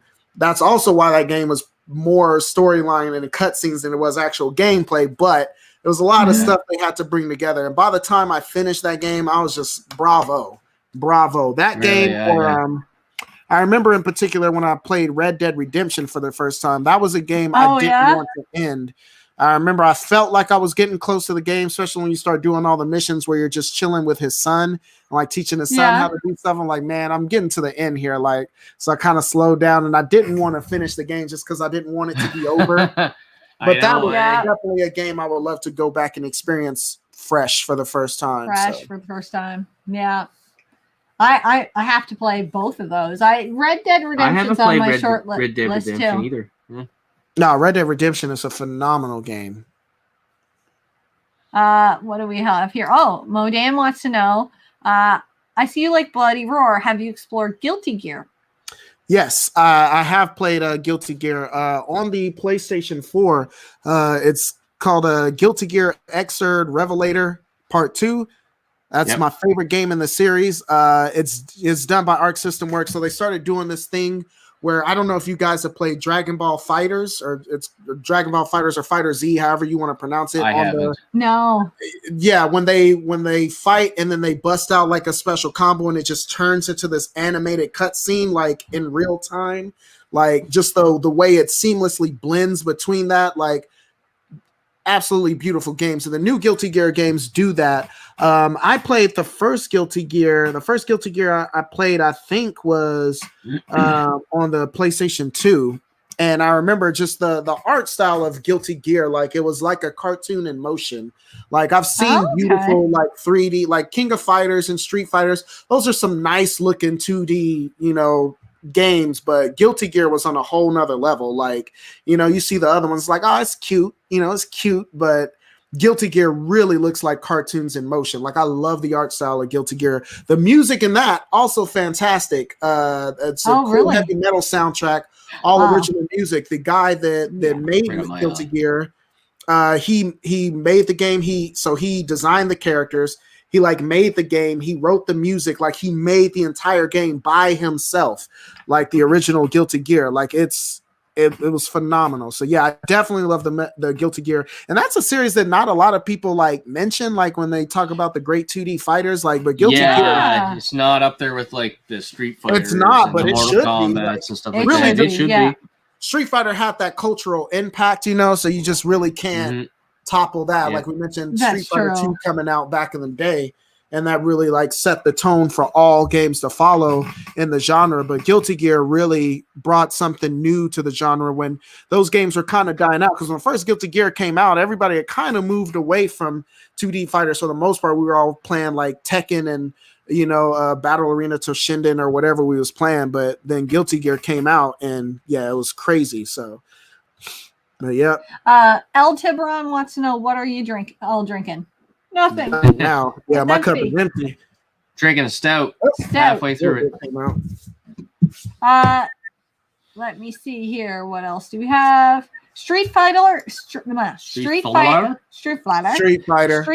or Mortal Kombat? I'm going Street Fighter on that one. I'm going Street Fighter. I loved Street Fighter. Are you gonna when I think of this stuff, I go back to the arcades because that's where I first experienced it, and I played it a lot. And I played Street Fighter in the arcade when it came out. Like it was crack. But you do love Mortal Kombat too. So. Yeah, but I've it's gotten to the point where there's so many move combinations, button combinations for those moves that I just suck at Mortal Kombat now. I'm just button mashing away. So. Right, yeah, it definitely changed a lot over time. Like, oh yeah, Joe Casey also says picking The Last of Us Part 1 to experience with me. fresh. Yeah, it was a good game. It was one of those games where we didn't want it to end. Really, we were like, this is getting close to the end. Yeah. Gernaldino said, "Great question, Loco. I'd like to play the Gears of War games again. The original trilogy storyline had me hooked and loved the gameplay." Yeah, Jen. Yeah. Okay, fine. It can't all be the Last of Us. We have Gamer Aimer in the house. Hey, what's up? Hey, Gamer Aimer. Alpha Nerd saying Red Dead 1 is the best game ever made. Oh, it definitely Guilty Gear is. is awesome. Even on DS. On the DS. I didn't even know it was on the DS. I didn't know either. I don't know. Super Mario said most underrated game is Enslaved. Enslaved Odyssey to the West. Yeah. Yeah. The characters are still on Enslaved. Picture that. Why can't I picture that? Yeah, man. Enslaved. I'm almost positive we have it. But I don't know if I'm surprised. just thinking of the title and I put it in to a app at some point. So there's Enslaved Odyssey to the West. No, I don't have it. We've seen it though. Yeah, we've seen it. Okay. No, it's just like playing it. No, shut up. We've seen it just recently at a store. Just recently. It was either at Spin It. Why didn't you buy it?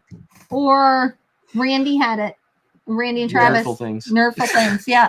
I was trying to think, but I'm still a cheap game. Positive. Especially I think on it is. 360.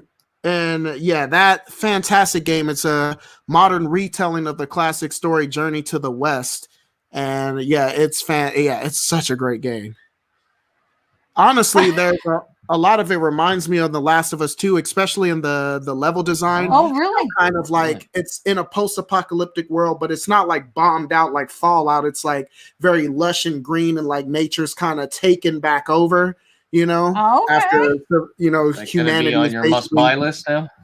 Maybe. It's definitely a must-buy game. You guys will not be disappointed playing that. Cool. Most frustrating game I've ever played. Games that make you want to throw the controller through the roof. Actually, like I've played a lot of like retro games, you know, in my time. You know, I'm sure a lot of us have, and there's a lot of like, you know, whether it's Teenage Mutant Ninja Turtles, the first one, or Battletoads or whatever. But man, let me tell you, like, so I was gonna mention this because this is definitely another game that shaped me, the Grand Theft Auto trilogy. Okay.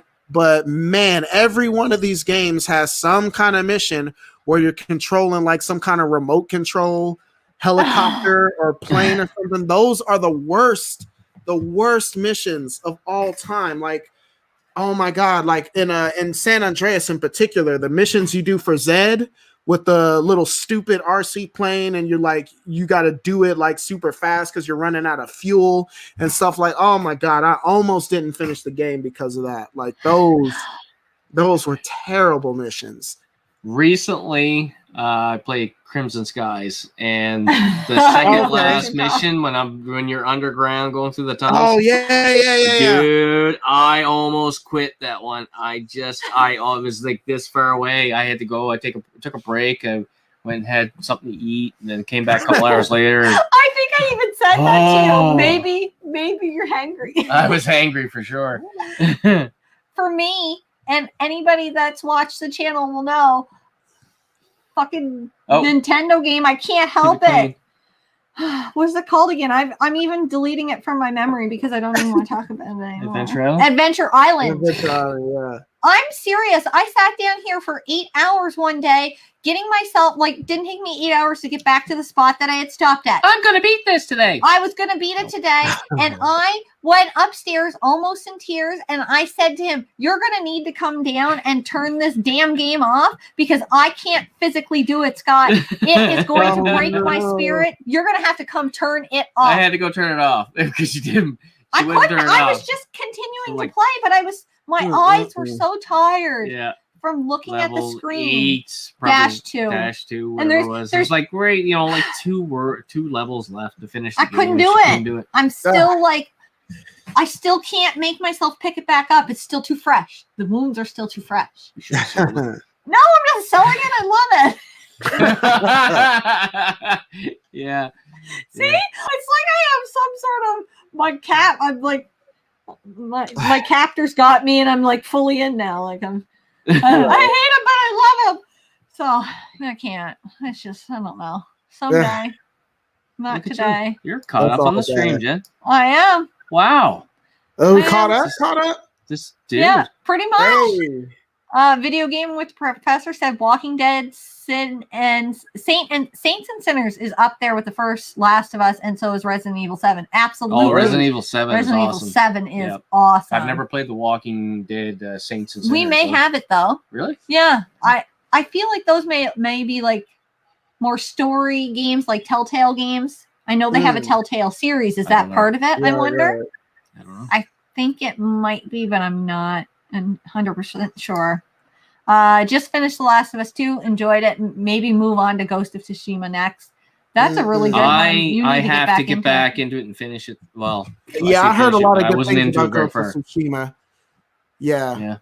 I haven't grabbed it yet, but now that I'm collecting PS4, I'm definitely going to scoop it up in the very near future. I got it. I just have to commit the time to get in there and play it. Video game. Maybe if I get my TV back. Shut up.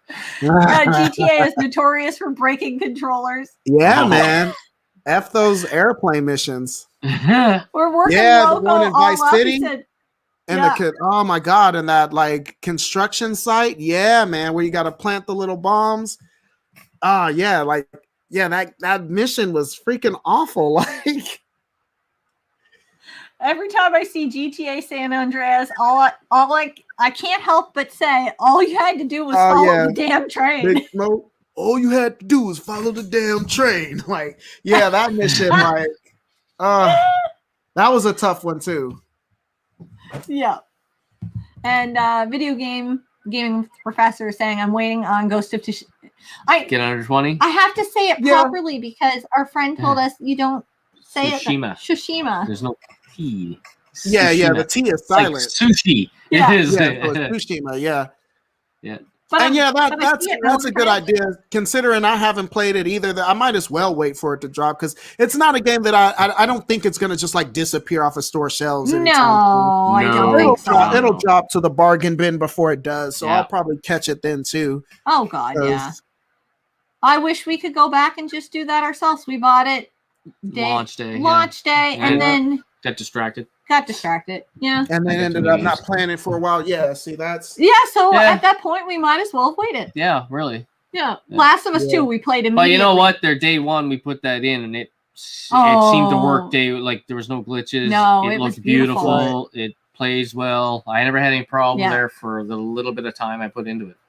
Yeah, it was definitely a great launch game. Days Gone because I just got it recently and hopefully, it'll download some patches and it'll play okay. But yeah, that was another one. And that game, that's a weird game that fluctuates in price. Days Gone, like it does. It came out expensive and then it dropped, I guess, because the bugs, and then it got a patch. So I think the price shot back up because of that. And then it dropped again. And so I ended up getting it for $17.99. And so when I saw it at that price, I was like, man, let me go ahead and grab it. I think we got it for $20. I think it was around then. Around that, yeah. If aliens touched down and wanted to know what gaming was all about, what console and game would you show them? PS4. Yeah, probably PS4 or PS2. I was going to say that PS4 or PS2 because PS2 is still like the highest selling console. It's like PS2 won that. And what about what game? Console war, and then PS4 absolutely won that war. Yeah. Yeah. You know what? Like if I was gonna show them a really good time, okay? They coming down, they said, Lightsaber, show me a good time. Okay. No, I'm not talking to you, boy. Get away from me. So I would show them the PS4. Okay, I would plug them into the PlayStation VR and we would play Senran Kagura Peach Beach Splash. Okay. Never heard of it. Special edition, no shoes, no shirt. All service edition, okay? Sounds okay, good. Wait. I think I need to get a Virgin. Wait, does this game come with cards? Because I swear that's the same game that we saw. What's his name? Remember, he was looking at the cards on his. I think it does. Let me see. Like game cards, you can only look at one side, but the other side, like beyond useless gaming. Yeah. Oh yeah. He'll so have me cracking up. I think it was a Switch. No, it wasn't a Switch. I don't know what it was, but he was like, "I'm looking at the good side of the cards, and you're looking at the card with the clothing side." Oh my god! Yeah. I don't know if it was that. This is an art book. I've never actually looked at this art book before. Oh my god! I can't show this on the stream. I can't show it. Holy crap! But yeah, there was a mode where you can play this game in VR. So I think we're gonna have to end the stream soon. So you can spend some time with your art book. But you know what? Like, that's a guilty pleasure of mine. I do like collecting games like this, like, and when I see them, because I'm just like, like, oh, that's a naughty game. Like, yes. I don't know. Like, there's something about it. Like, I just gotta collect them. Like, when I see them. Galgun is another one. They mentioned imports earlier, and that's a fun import to play on the PlayStation Move. Galgun, the first one came out only in Japan on the PlayStation. It's a light gun game, and it seems to play like really good, but you know, it's got kind of this type of visuals in it, but it's a game I always want to try. So that's awesome. Anyone have game regrets that they let go? Regrets. Well, the problem is, I when I was younger, I traded and just kept trading up to the next new console. So lost everything, and then I had to reacquire everything. Yeah. I think it's more game regrets we passed up on. That burns a bit more because when you see the prices of some of these games just go astronomical here, like there was original Xbox games I should have bought back when I started collecting that have just skyrocketed now. Psychedelka on the PS1, someone's selling that Kudelka, no. What? Somebody we know is selling that said you might be interested in this one and sent me a picture of it. Kudelka? Awesome. Yeah. I'd love to have it's that. A good price, I don't know if he still has it. If it's a good price. I don't know if he still has it, but I'll ask him. Man. Yeah. Yeah. We were supposed to. For sure. I don't know if I'm pronouncing it right, but that's how I say Kudelka? Kudelka. Yeah, that's how I pronounce it as well. Yeah. People will be thinking on the stream that this guy's an idiot. It'd be like that. I fairly recently, I had a Haunting Ground on the PlayStation 2, and I sold it. Yeah. I sold it to buy a Canon M50. So I was upgrading my camera gear at the time, and this popped up on Facebook Marketplace at a crazy low price, and I was a few $100 short. And I'm like, man, like. I had played through Haunting Ground and, played it and, so I just bit the bullet and sold it. I'm like, man, I kind of regret it because of the big three, like horror games on the PS2, that being Kawan, Haunting Ground, and Rule of Rose. Haunting Ground is the only one worth playing. Like, I don't know if anybody's a fan of Rule of Rose or Kawan, but they're not great games. They're just expensive games. I used to own Rule of Rose, and the graphics are fantastic. The storyline is phenomenal, and it's a cool game in the sense that they dive into some really dark territory. Like, it takes place in an orphanage, like with underage girls, and so there's themes of abuse and stuff that you don't really see in video games. It wasn't even supposed to get released in America, but Atlas localized it at the last minute, but they did it in smaller quantities. So it was a game that was always supposed to get rare. And it had all the makings to be a great game, but the gameplay was kind of trash. Like, combat in the game was stiff and like not fun, but like Haunting Ground is actually a fun game to play.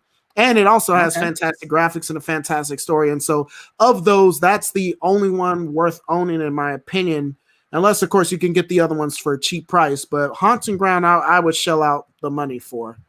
So that one I thought was really good. Not something I necessarily regret, but maybe something that would have been cool to have. But honestly, by the time I even messaged him about it, it was gone. Somebody had a collection of NES games that were like all I know what you're talking crazy expensive NES games, and he was asking $2,500 or best offer. Little Samson was in the lot. and all these like 3, 4, 5 heavy hitters. And on he the was NES. what he was asking for it was you were getting a value. You were getting a value at all the games he had there because they were all expensive games. Yeah. It's just to have that $2,500. Yeah, just like, having the 25 up front. Like, man, can we work out a payment plan? Like, yeah. So I asked about it, and then 5 minutes later, it was sold. It was already gone. Yeah, man, that's wild. Somebody bought it. Pounced on it. Either a collector got it for his collection, or somebody's gonna sell it off piece by piece. Retro Rivals or Lightsaber Samurai. Either of you have a Jade Cocoon game in your collection. Always had fun with number 2. Not sure what it's worth nowadays. Yeah, I don't even know what that is. Yeah, Jade Cocoon is Andre put me on the Jade Cocoon back in the day because he had the original one on the original PS2. I never owned the games. He used to play it all the time, and so that one, like, you collected monsters sort of like Pokemon, if I remember, like, as you could collect creatures to help you in combat. But the second one, I think that one's hovering around like 40-50 now. It's not like crazy expensive, like it's still attainable. So I might have to add that one to collection. The original Jade Cocoon is one PS1 game I'm looking for. That one and Silent Bomber. If I can find those two, then I feel like I've seen Jade Cocoon. I don't know if I've seen it at a shop. We don't have it. No, I know we don't have it. No? Okay. No, I know I don't have it. Yeah, I know I don't. Like, but it's definitely one of the ones I would like to add at some point.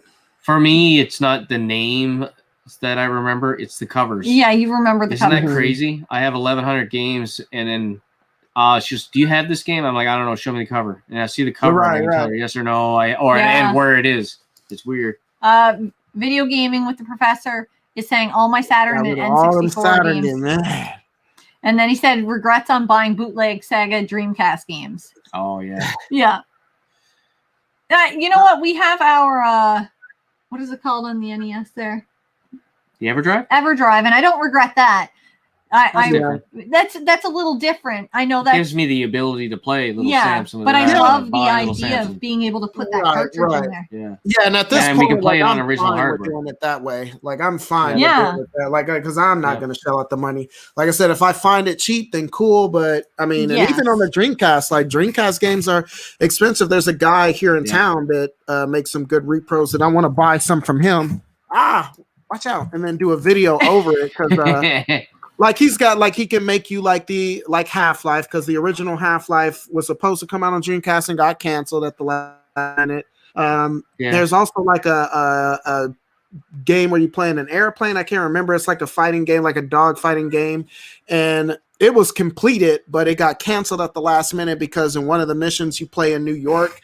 And you can actually fly your plane into the Twin Towers. Oh, wow. The game That'll do it. In 2001 after September 11th happened. So they was like, nope.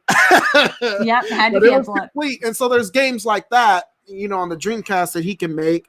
And I wouldn't mind him making me a copy of like Ben Gaio and things like that. Cannon Spike. You know, some of the heavy hitters on the Dreamcast, like, I'm cool with it. It's not like I'm gonna try to resell them, you know. No, it's just to be able to experience. Someone might buy it. Like, if I just sold it, like, hey, $20 for this repro, like, I would buy it for $20. Yeah. Like, if it played right in my Dreamcast like it's supposed to, like, I would do that. So that makes sense.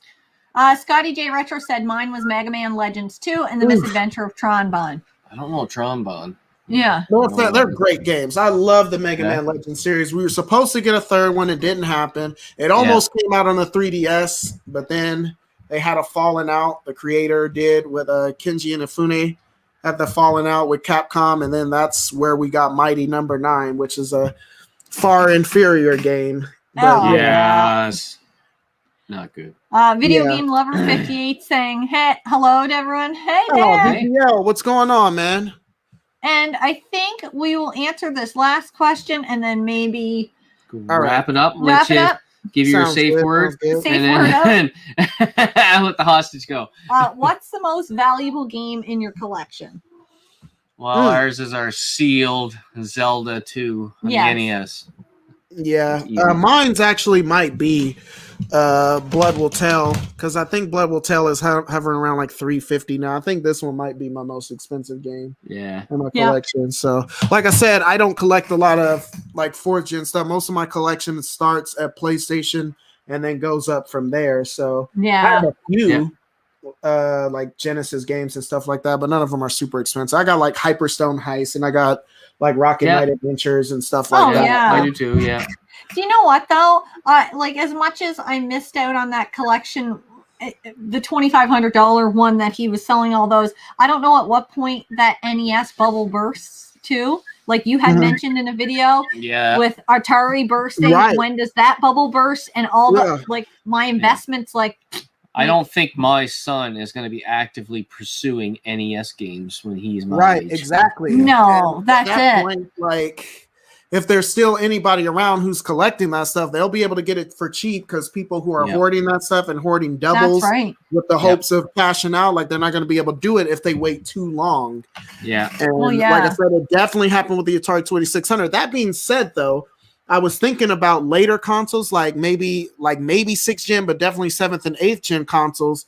When those games start to go up in price, they might stay there. And I say that because the 9th generation may be the last time we get physical games. I agree. I agree. Because of that, you know, like the deals, the issues with a lot of these older games is they've been remastered so many times. They've been added to collections on this system and that system and that system. So, I mean, you know, playing like Mega Man 2, for instance, or what's the expensive one? Is it Mega Man 6 on the NES?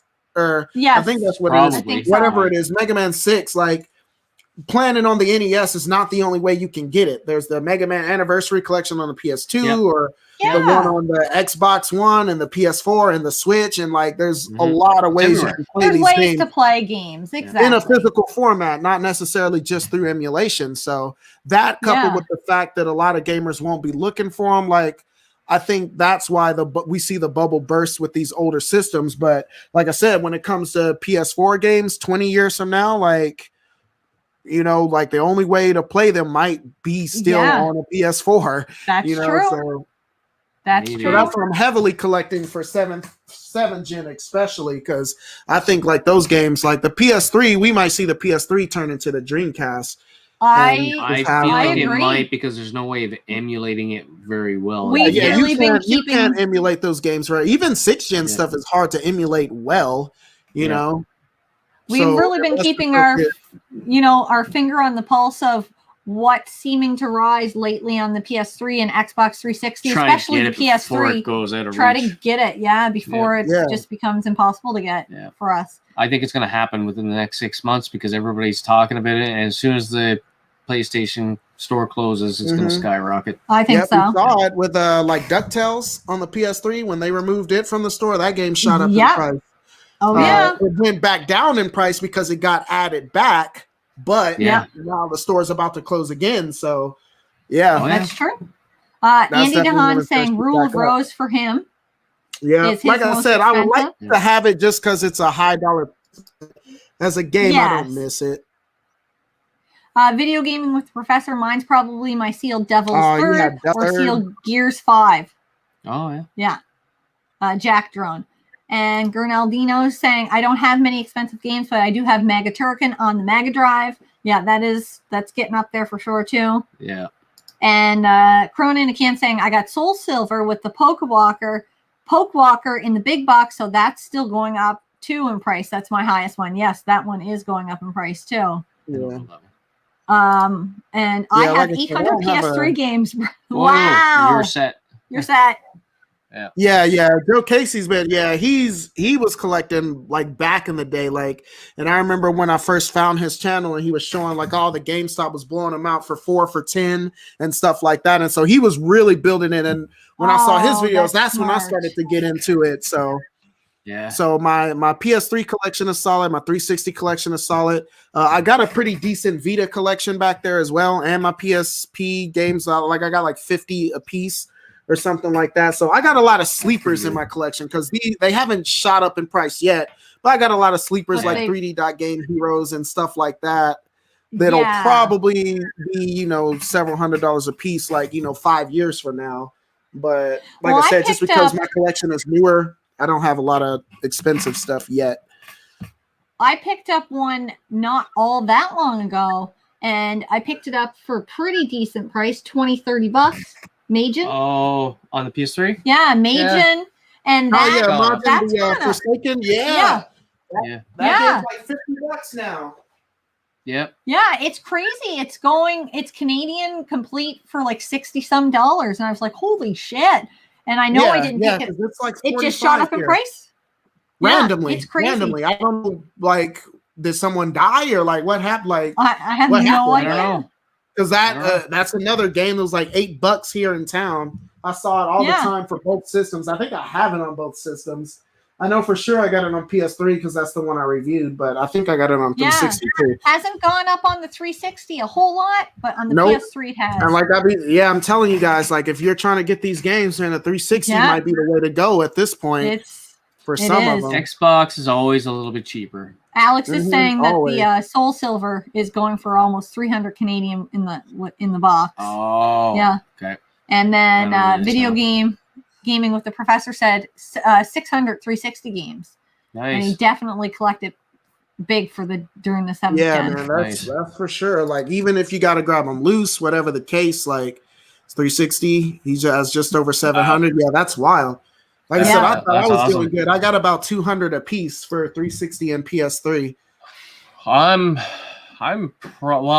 PS3 probably around the 100 area, maybe a little bit more on the 360. Yeah.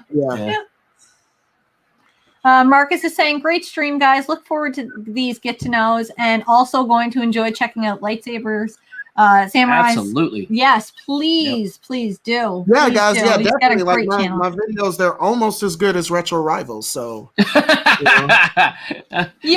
videos are fantastic, and your camera work is great. So don't sell yourself short at all. On that note, I think we've reached the end of the stream. Do it. Yeah. Safe word. Let's do it. Safe word. What did we say the safe word was? Banana? Yeah. I think so. Jen loves banana. Banana. Every time. All right, guys. Well, thank you. Thanks for watching, guys. Thank you, Lightsaber Samurai, for I appreciate it, guys. I us. appreciate hanging out with you tonight. Yes, we had it was a lot of of fun. It was fun. And it felt like the time just flew by. It does, we've been at it for almost 3.5 hours. So I know. Holy crap, yeah. That's crazy. That's awesome. Wow. All right, guys. See you next time. All right. Peace, guys. See you.